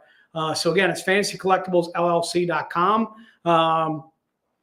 Again, we're doing the Robin Hood statue. I think they were also promoting Witchblade. And then there was a third one too, as well, that we were talking about. Aphrodite. It was Aphrodite, right, too, as well. But anyway, you can see that they did a Robin Hood, and they absolutely did a fantastic job with the Robin Hood. Again, so you can see the scale. And if it's on their website, you'll get a little bit more of an idea of like what it's made out of, the scale of the statue, the weight, and so forth. But again, it's just, again, high quality. This is not like, it's not porcelain or something like that. It's made out of that really solid. And there's no, again, back in there, just showing us again, the quality, just again, phenomenal job they did on the statue. And a huge shout out to eBass, Eric Basaldua, for us being able to use that Robin Hood likeness that you see there. Eric does an absolutely fantastic job on the covers that he does for us too, as well. We had Eric with us out in San Diego. He wasn't able to make New York Comic Con for one reason or another, but obviously we had a statue there, and it came out really great, and we were extremely pleased. And again, Giorgio did an absolutely fantastic job putting it together, literally on site with us while Noah and I were setting up the booth. Giorgio was working on the statue, and he did an absolutely fantastic job, as you can see. All right. So that's that. So again, go to Fantasy Collectibles LLC if you're interested in that. Stay tuned for more information about the higher quality statues that we're going to be doing. I'm sure we're going to have more and more coming out and so forth, and I'm excited to see those. All right. So for those of you that joined us a little bit late, we're going to be doing some recap. We're going to rock and roll. We're going to open up a few different items to everybody as far as the I hear you. It's a little bit out of my price range too, as well. But again, when you're getting one of those higher quality statues like that or whatever, you can see once you buy it, you'll see exactly why you spent that much money on it. Because again, the quality is just through the roof. All right, so let's rock and roll. Let's go to the New York Zen box. This is our fall Zen box or our New York Comic Con Zen box. Again, it's $99. And if you're interested in this, again, it has a stand that comes with it too as well. And again, the stand's about a good 16 inches high and so forth. It's going to have a book with that Elias Chad Sousa's artwork right there. So again, if you're interested in the Zen box, again, it's kind of like a loot crate type of item. Antonio, does that mean you want 223 fall Zen boxes? Antonio, I don't know if we can do that only because the quantity, I think it's a 200 print run. But if you want to go crazy and buy 223 of these, I think we can accommodate you for about a good, 10, maybe 15. But also we have to make sure that we able to hit the web store too as well. Is that the real Andrew WK in the comments? No, a different Andrew WK. Yeah. Let's get a party going. Right. So again, no problem, Anthony. I was messing with you, dude. I knew you only meant one of them. So again, the fall Zen box, if you're interested in that, again, it's our New York Comic Con Zen box. Probably has a metal book. Maybe it has a collectible coin. Might have a minifig in there that you've never seen before. Might have, who knows what other assorted items might be in there. I can tell you right now, the value of the box itself is definitely over $99. That we can guarantee you. All right. So if you're interested in the fall Zen box, just go ahead and put it into the notes, and it shall be yours. Gary, you didn't miss anything. You're back. You're ready to rock and roll, dude. All right, let's go to the Horror VCon pack number 1. The Horror VCon pack number 1 is $100. Again, if you're interested in that, just put it into the notes and it shall be yours. It's 5 books. You get the Meguro that you see there. You also get the Keith Garvey swimsuit color burst. You also get the body paint cover by Drax Gal. That Paul Green that you see there is our September, October collectible collectors club. It comes with a sticker too as well for those months. If you have to have that Elias Chadzudis cover that you see on the far right, it is only available in that pack. This pack is an absolute steal because you're getting, again, 5 books, basically averaging out to about $20 a piece, when every single book in that pack is over $25. The Drax Gal, in fact, is $30. That last book that you're seeing there by Elias Chadzudis is Diamond Silver level retailer. That can go for like $30, $40, and $50 on eBay. So again, obviously making the horror pack number 1, you're easily saving $25. I would say you're saving actually a lot more by buying horror pack number 1. All right, let's go to horror pack number 2. Horror pack number 2 is the Z-rated version of those covers that you see there. The difference is the Pierre Luigi Abbondanza, which is the platinum level cover that you see on the far right. That is only in that pack as well. This pack's a little bit more expensive. You're getting 4 Z-rated covers for $350.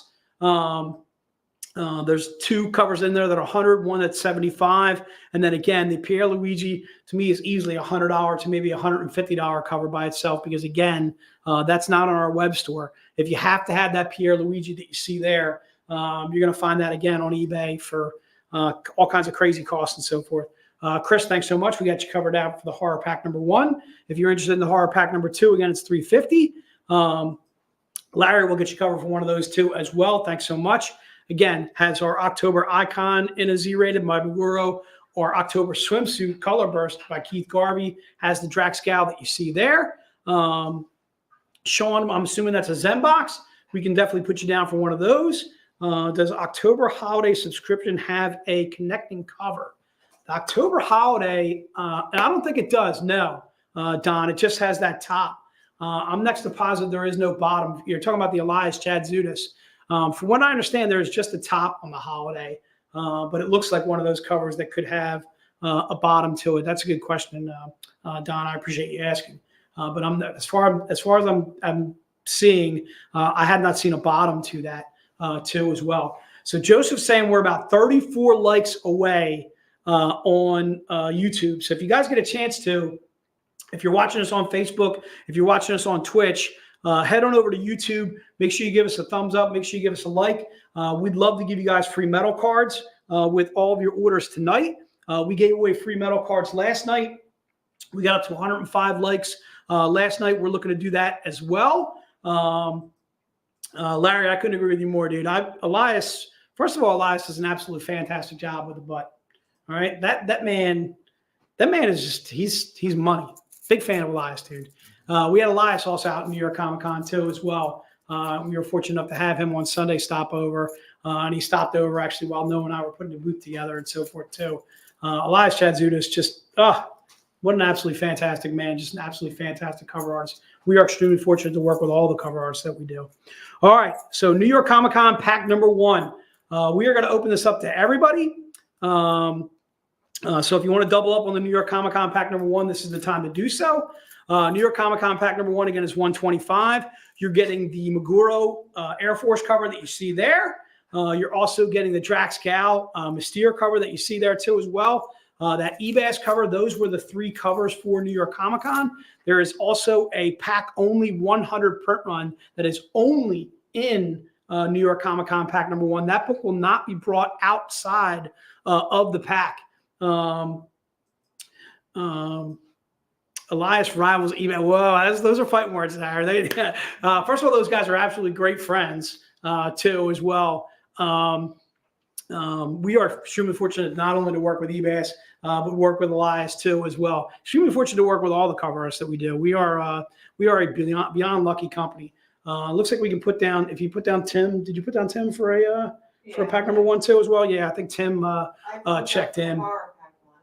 Yeah, Tim actually owns a comic shop up in Minnesota, Granite City Comics. So huge shout out to Tim. Tim, thanks so much for joining us like you always do. Thanks for being a VIP too. I think I was fortunate enough to catch up with Tim in Chicago last year. I've known Tim for years, though he's literally been buying from Zenescope for years and years now. But Tim, good to see you as well. We got you covered for that New York Comic Con pack number 1. Thanks so much. I think it was the horror pack number 1 he wanted, or was the New York Comic Con one? Can you scroll back? He wants the New York Comic Con. Yeah, I'm pretty sure he wanted the New York Comic Con one. The other thing is too is I can always shoot him an email, and have him let me know what he needs. Joseph, we got you covered for that too as well. Thanks so much. Chris, Tammy, got you covered. Yep, Tim wanted the New York Comic Con one. Yep. Tim, we got you covered. Thanks so much, man. So huge shout out to Tim. Tim, I don't know if you heard me talking about Granite City, but again, thanks so much for selling our books like you do and collecting like you do too as well. There's Spider-Man. Spider-Man. That's a Speedry. That's a neat handle. All right, so that's pack number 1. If you're interested in that, again, it's $125. Let's do the Z-rated version. That is New York Comic Con pack number 2. New York Comic Con pack number 2 has the books that you see exactly there. There is one mystery book. There is a random 99 print run or 100 print run that's in there.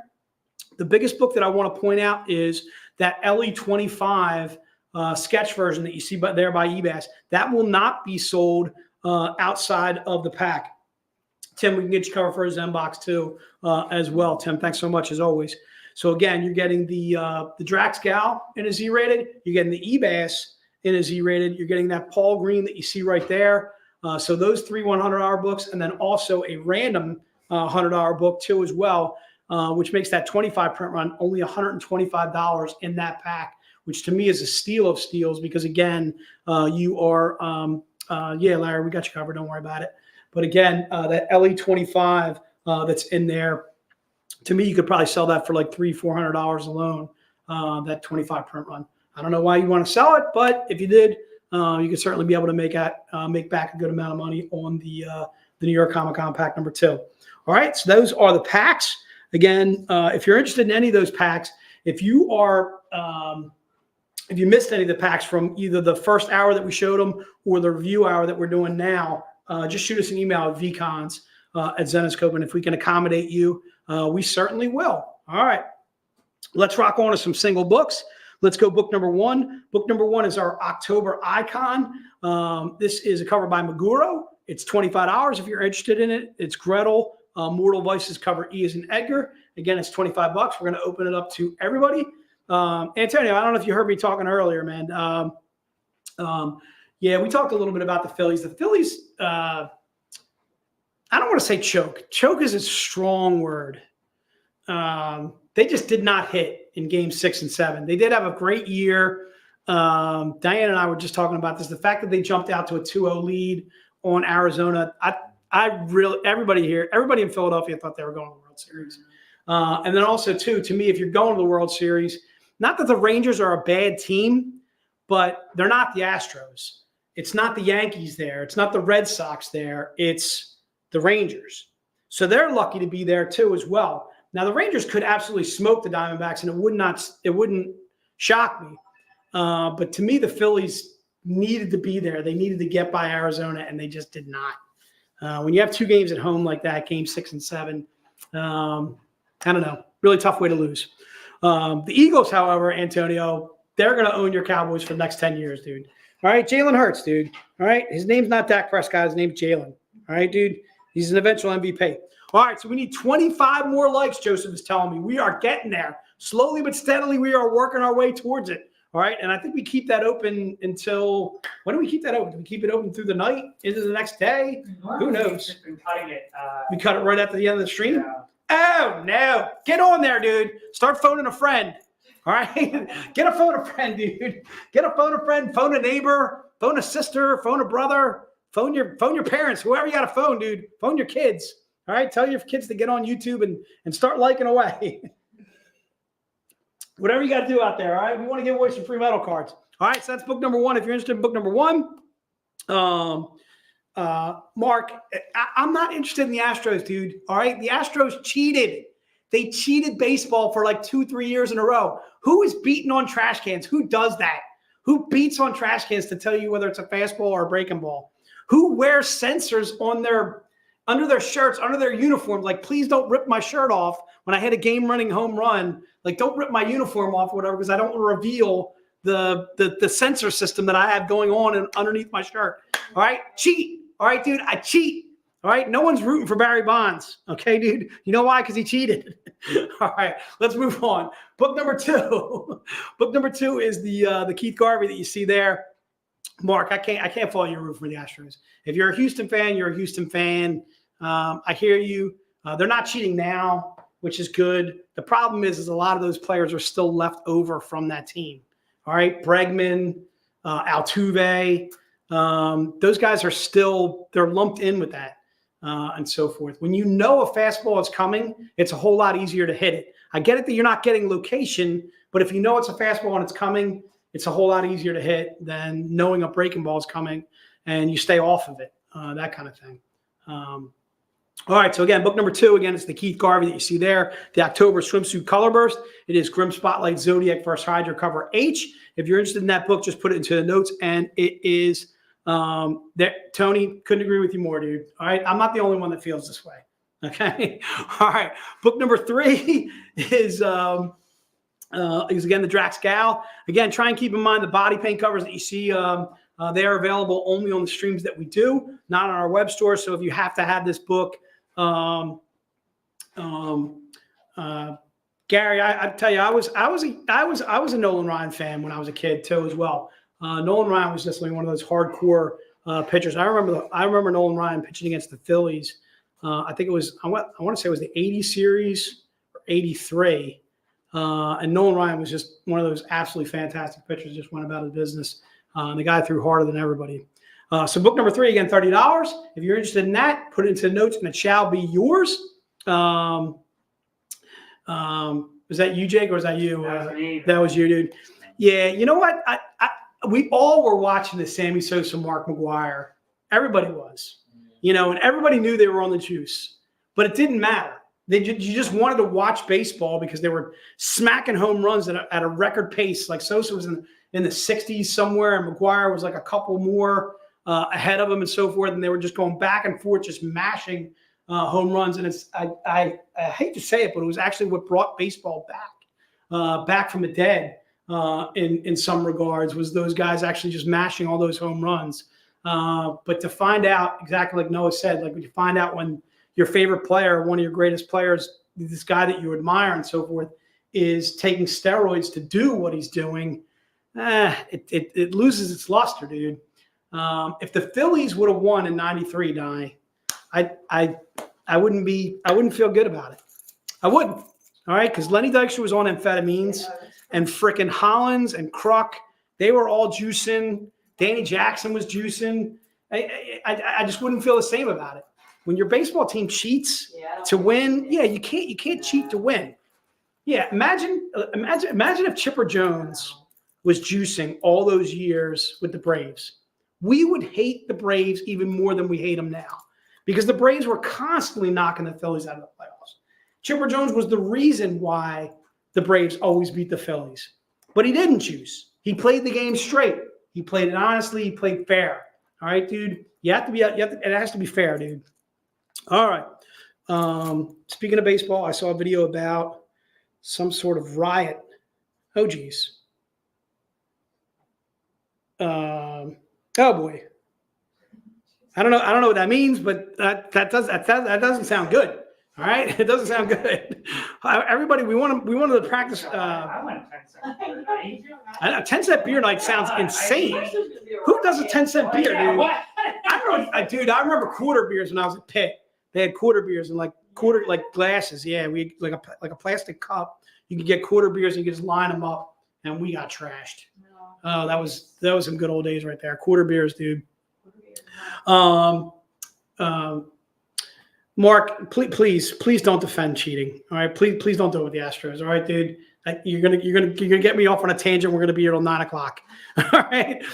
Let's go to book number 4. Book number 4 is the Meguro that you see there. If you're interested in the Meguro, just put book number 4 into the notes. Again, it's a 75 print run for just $100. All right, we're gonna roll through these fast and furious, dude. Let's go to book number 5. Book number 5 is the October swimsuit. It is the Keith Garvey that you see there. Again, it's $100. If you're interested in book number 5, put it into the notes. Again, we're not holding back anybody that's interested in doubling up or grabbing a second copy or whatever. You certainly may go ahead and do so.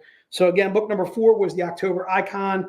That was the 75 print run. Book number 5 right there is the Keith Garvey. Book number 6 is the Body Paint by Drax Gal. This is a $75 book. It is a 75 print run. The book itself is Robin Hood Dark Shaman, cover H. If you're interested in that cover, just put book number 6 into the notes. Again, that's one of those body paint covers, so I want to stress the fact that our body paint covers are not available on the web store. They're only available in the streams that we do. All right, book number 7. Book number 7 is the Drax. That is the $30 version that you see there. That is October. That is our New York Comic Con. One of our New York Comic Con exclusives. We had 3 of them. If you're interested in book number 7, put it into the notes. Larry got so excited on book number 6, he doubled up on book. He's like, book. Book number 6. But this is book number 7 that we're talking about here. Book number 7 is $30. Again, it's Grim Fairy Tale 72, cover K as in kick. It is a $199 print run. That's why it's $30. If you're interested in book number 7, try and keep in mind book number 7 was part of our New York Comic Con pack number 1. All right, let's go. Let's move on to book number 8. Book number 8 is the Meguro that you see there, kind of our military cover tribute. Again, a tribute to the Air Force. She looks like she's ready to fly a plane, Doc. Like, I don't know about you, but this young lady screams like, I'm ready to fly a plane. She's got her garters on. She's got the short skirt going. Her top, something's going on there. Like things are bursting. There's slippage, Di. Slippage. Okay, not leakage. Slippage. Okay. Book number 8. Again, it's $25. If you're interested in book number 8, put it into the notes. It is a 225 print run. Again, a cover by Meguro, who absolutely crushed it on this cover. Couldn't be happier with that one. Again, book number 9. Book number 9 will be the eBass. Comes with a sticker too as well. Book number 9 is the eBass cover that you see there. It is one of our Bros cosplay. This one happens to be Bros cosplay number 8. Again, if you're interested in more covers by eBass, more covers by Meguro, more covers by any of our artists, all you have to do is go to Zenescope.com, put in your favorite artist. If you like Dawn McTague, put in Dawn McTague. If you like Sabine Rich, put in Sabine Rich. You like Elias Chadzudis, put in Elias Chadzudis. We'll get you. We'll show you everything we have available by those artists. You can search in the search engine exactly what artist that you're looking for. It could be Paul Green, could be Mike Crone, could be anybody, and so forth. We'll show you all the covers that we have available. Could be one of our regular cover artists like Igor Vitorino, who does an absolutely fantastic job for us on regular covers. If you're interested in Drax Gal, same thing. Just put Drax Gal into our Zenescope.com search engine. You'll find all the covers that we have available for Drax or by Drax available to you. So again, book number 9, again, it's $25. It's a 250 print run. It is Grim Fairy Tale 76L. Please put it into the notes and it shall be yours. All right, let's go to book number 10. Book number 10 is the Z-rated version of that Drax Gal that we spoke of earlier. Again, if you're interested in this, keep in mind it's $100. It is the Z-rated version. Again, it's just topless on the cover. This is our New York Comic Con cover, but in a Z-rated version, topless version. Okay, and again, that's book number 10. All right, book number 11 is the eBass in a topless version. It is this one that you see right there. So that's our Bros play, but in a Z-rated version is a 100 print run for $100. And again, if you're interested in book number 11, just put that one into the notes and it shall be yours. All right. So where are we at on the light goal, dude? Because we're coming close to a finish line. Are we closing in? Are we getting closer? Or are we still like 30, 40 away? And it's a pipe dream at this point. For the light 81. We're at 81. So we're 40 away. We're about 39 away. 82. Oh, no. All right. 83. All right. All of a sudden, it's going up as we speak. That's why I'm trying to speak it into existence. Any of you guys that are watching right now, if you've not gone over to YouTube, all right, go over to YouTube. All right, call your neighbor, phone a friend, dude. Go right now. Do it now. Go crazy. All right, so we're 23 away. We are close. All right, we're getting close to close of show too. I'm warning you. All right, do whatever you got to do. Call your son, call your daughter, call their friends.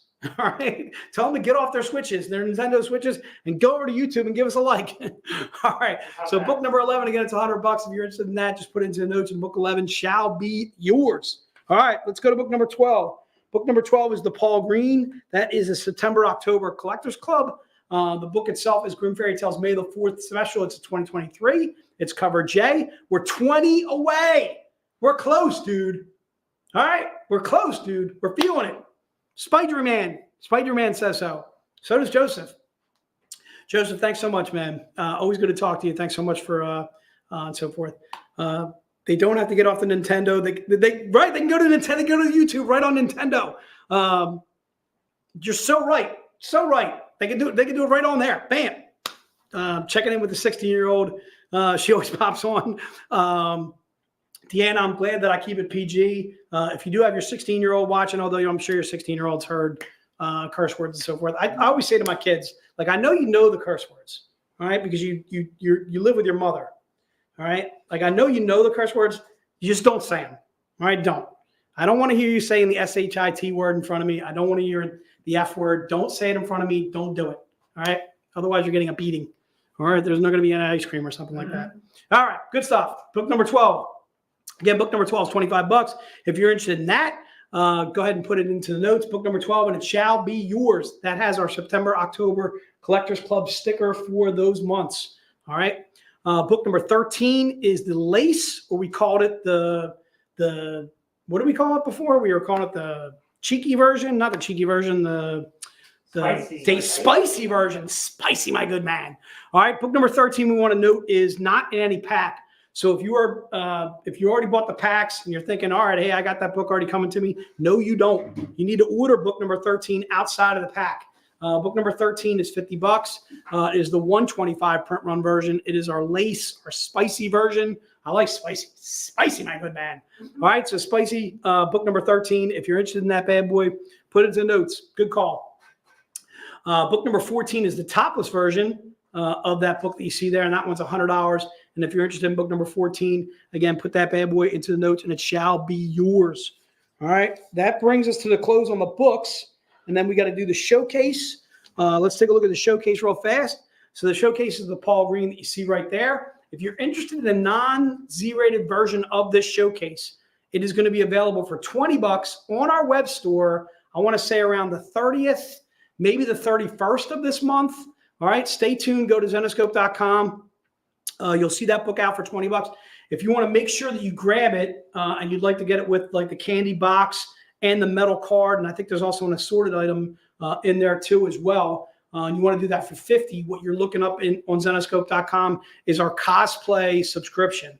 Okay, and then that also, if you jump on the cosplay subscription, that gets you on further candy covers that we do for the rest of the year. You'll have a chance at November's cover and then December's too as well. If you're interested in more covers by Paul Green, just go to Zenescope.com, put Paul Green into the notes, and you should be able to see some of the previous months candy covers that he has done. All right, that is showcase. Again, I keep on wanting to say showcase number 1, but there is no showcase number 2. So just showcase will work on that. Also, the other thing I want to stress there is that it's not in any pack. That book right there is not in any pack that we offered, whether it was the New York Comic Con Pack 2 or the horror pack number 2. That Z-rated book is a standalone, so it's just $100 for that. Try and keep in mind, too, our showcases tend to grade out extremely well. Dave Sweet actually made you guys very aware of that. One of the last VIP events, I think he had like 5 showcases that he got graded. 2 were 10s and like 3 were like 9.9s or something like that. Some ridiculous numbers that he got graded on those, which did really, really well for him, which is awesome. All right, let's go to the metal. The metal will be the Drax Gal, but the body paint cover, but in a metal book. Keep in mind it's $100. The reason being is only 15 made of it. So if you're interested in that, just put it into the notes. Again, $100 on that metal. And then the last item that we're doing is the Stein. And the Stein is this bad boy right here. All right. So in case you're not too happy with the image that you see right there, again, huge Stein glass, beer Stein. Has the Zenescope logo on there, the dragon, and it's a New York Comic Con style. This was limited to 100. There was only 100 that we did of this bad boy. Nicole, we got you covered for the metal. Thank you so much. If you're interested in the beer stein, the glass stein, again, it is, again, just $20. Please drink responsibly no matter what you're drinking out of your stein. All right. And those are the items. All right. So I'm going to give Noah a little bit of time to get some people's names together. Still want to do a race? Yeah, let's do like a race. Let's do like, let's give away a couple of something. So we didn't hit the light goal. So no matter what, everybody that ordered tonight is going to get one of these packs. All right. So no matter what, if you order tonight, you're definitely going to get a pack too as well. Georgia, we got covered for a stein. Thanks so much. Joe, we'll get you covered for the showcase too as well. Thank you as well. What we're going to do is we're going to put some names into we could either do the witches, you could do whatever you want to do, dude. You got a little Halloween theme, something going on. Yes. Yeah, let's do some discounts on the web store. Maybe we'll do a couple races. Since we didn't wind up hitting a light goal, I want to give away something to these guys because we certainly appreciate you guys hanging on with us. I'm seeing a lot of people on the stream. Once again, I want to thank you guys. If you guys joined us last night and join us again tonight, you have no lives, and thank you. No, I'm kidding. Thanks so much for joining us. That's just, it's really awesome of you. You know, I meet a lot of people at conventions or whatever, and they always come up and say, hey, you're the guy that's on YouTube and so forth. And I'm like, nah, I'm just Jay. All right, dude, I'm just Jay. But definitely appreciate you guys. Always appreciate you guys. Robin, appreciate you very much. Right back at you, dude. Appreciate you guys joining us. Hope you guys really enjoyed the masterclass too, as well with David Wohl. That's some content that we always love to bring you guys. Whether it's an artist that we have on, whether it's David Wohl, whether it's one of our writers or something like that. We really appreciate being able to give you guys a behind the scenes look at a comic company and so forth. Dude, that's awesome, man. Really appreciate the fact that now you definitely have a life. I was totally joking. But that's awesome, man. Really appreciate you joining us for the stream. I don't know if you're a guy or a girl, especially with a Spidery man. I'm assuming that's a guy. Because otherwise would have been Spidery girl, I guess, or Spidery woman would have been. Anyway, Joe, always appreciate seeing you, dude. Always appreciate you having it, seeing you at the VIP events like you always do. Always good to see you and your daughter, who you almost always bring to the events too as well. Spider-Man's a guy. Just I figured as much. But again, thanks so much. I'm sure we got a signed graphic novel for free for Spidery Man. So if it was his first time on the stream, I'm sure it's first time ordering and so forth, which would be awesome. All right, so are you ready to rock and roll, or do you want me to do some more announcements? I will be ready to rock and roll in 1 second. However, if you wanted an announcement, right behind you in that big old Zenescope Z-rated box, Yes. is the Zenescope Z-rated art book. Oh, really? Now, careful. Yeah, but I got to be careful showing it. Yeah. All right, so first and foremost, this is the case that this cover is coming in. All right, first of all, it's got some weight to it. All right, this thing is like a brick. It could, like, you could literally, all right, so I'm seeing already there's some Z-rated something's going on in here or whatever. So I'm going to have to show, is the back Z-rated too as well? The back is Z-rated, so I can't show the back or the front. You should All right, I can show the spine. All right, so I'm going to show the spine, If there are any 16-year-olds and I'm going to show that, like that. Just like that. All right. So obviously, for reasons that you know exactly, I cannot leaf through this.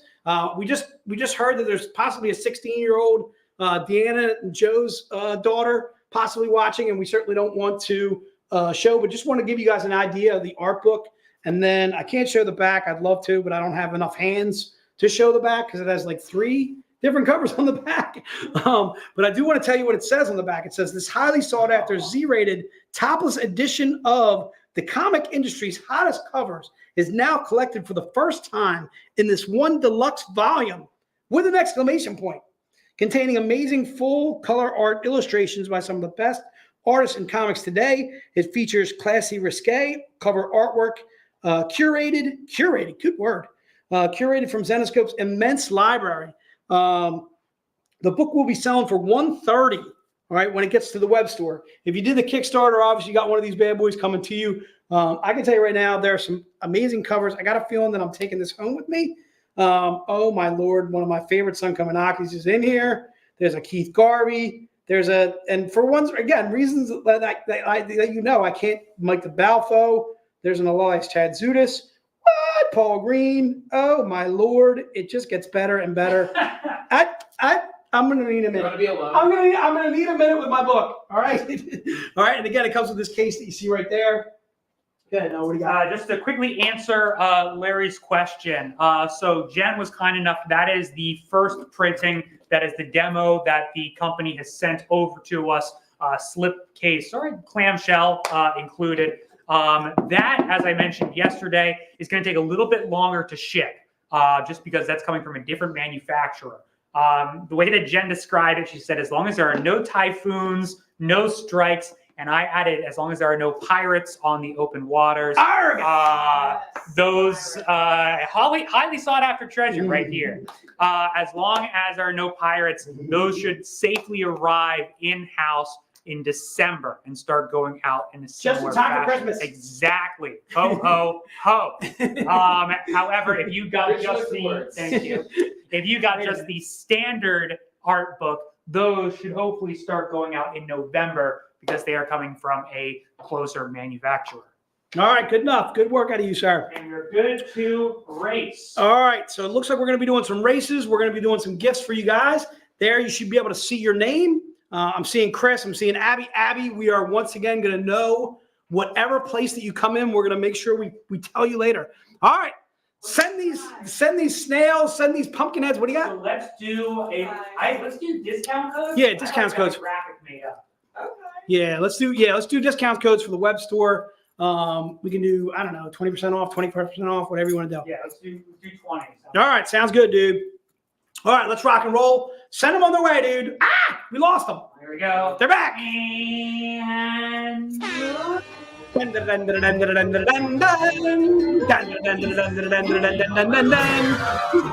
in there. Oh my God, I don't like clowns. All right, I'm not a fan of the clowns. Oh, there's Neil. Drax is in there, dude. Drax is in there as a mummy. Drax is amongst you. Drax is who you got. All right, dude, I'm seeing Steven Ponsler. I'm seeing Trent up there. Trent's also a mummy. Trent, you're trying to mimic Drax. Don't do it, dude. There's Bobby. Bobby looking good in his clown suit. All right, there's Alicia Summers. Alicia, I don't know if you're a witch, but I can tell you right now, that's a pretty good costume right there. That's really good stuff right there. Oh, there's Joe. Joe is out in the unenviable position. Oh, boo. All of a sudden, Joe got swept back. As soon as I told him he was in an unenviable position, he got swept back. Joe, I would say you actually have a chance now. There's Brian, too, as well. There's Josh, my man Josh Yarborough. Josh caught down in Philly, too, as well. There's Georgia. Oh, the mummies are starting to jump out. The mummies are jumping out. Trent Turner takes it home. So, Trent, we're going to be sending you a discount code for the web store. Give you a little discount on that. There's Matt Messina rooting for Drax. There's Garen rooting for Drax, too, as well. These races are not fixed, Tony. We are not fixing them. All right. I want Tony to win. Joe, I'm pretty sure there is not going to be a holiday Advent box. We haven't done an Advent box since 2021, to be honest with you. I'm not sure that we're doing another one. But stay tuned to our social media as far as that's concerned.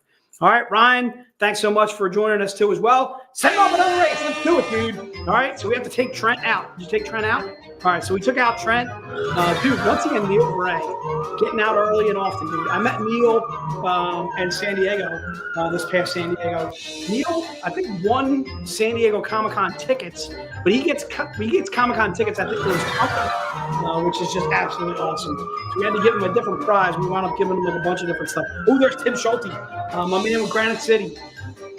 Tim, good to see you as always. Looking absolutely fantastic in your skeleton costume right there. There's Joe. There's Chuck.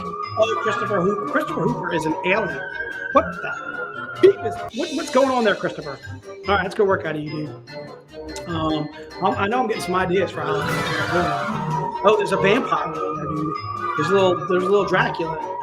Something. It looks like I think it's Tammy Morse Gaffney. Tammy Morse Gaffney just became the Count. Oh, there's Antonio. Antonio takes it home. Go Cowboys. Oh, wait a minute. Go D'Antonio. I mean, no go Cowboys. All right, dude. Down with the Cowboys. Who are they losing to this weekend? All right, so we got in one for Antonio. So huge congrats to our winners tonight. Antonio, and who won the first race? Trent Werner too as well. Huge congrats to Joey, who won last night. He won the stand too as well. We'll have to hang on to this one for. It's probably because of all touring. It's exactly right, Matt. And we're charging for every one of them. We might give them a discount. Maybe we'll make them $75 instead of $99. All right, we'll have to hang on to this one for another time. So again, you want to say, oh, did we look up Abby? We didn't look up Abby in the first race. Oh, Abby's way down there. Oh, my Lord. No! She came in dead last. Abby. Abby, what are you doing? Joe, Abby, Peter, Sean, just really, really good going out of you guys. Like, whatever you were doing with your costumes, you were trying to fix it. Joe is saying it's fixed it as well. I want you guys to know we never would fix a race. That is one of the most ridiculous things. We never do that. All right, whenever I did random number generator, yeah, even when we did random number generator on my phone, we still never did. We would never fix anything. That's completely unethical. All right. All right, so again, I want to say a huge thank you to David Wohl. Huge thank you to Noah for doing the interview too as well. Huge thank you to all my crew, dude. Glad to have Dieback. Huge thank you to Kiera yesterday. Jake, thanks so much. Want to thank all you guys. Thanks so much. Hope you guys have a fantastic Halloween. Be safe out there. If you're taking your kids out, please be safe. Make sure they eat their candy after they come home and so forth. Make sure you're taking a look through and so forth. There's all kinds of crazy stuff going on out there or whatever, and any kids getting hurt with candy. But again, make sure you guys are safe for Halloween. Have yourself a great holiday. Halloween's one of my favorite holidays. Hope you guys have a good and safe one too as well. The next stream that we are doing is on November 7th. That will be with Prairie Dog Comics. That'll be at 4 in the afternoon. We do one of those comic shop / Zenescope streams and so forth, where half of the proceeds will go to Prairie Dog too as well. Stay tuned for movie night. That'll be tomorrow. Tomorrow night is movie night. I think it starts at 6, right? Is it movie night? So 6 p.m. Eastern time, movie night. We'll be rocking it out. Larry, thank you, dude. Right back at you, dude. Everybody have a great holiday out there. If you have kids and you're going out for the holiday, please be safe with them. And we're out. Thanks so much. Thanks so much for joining us.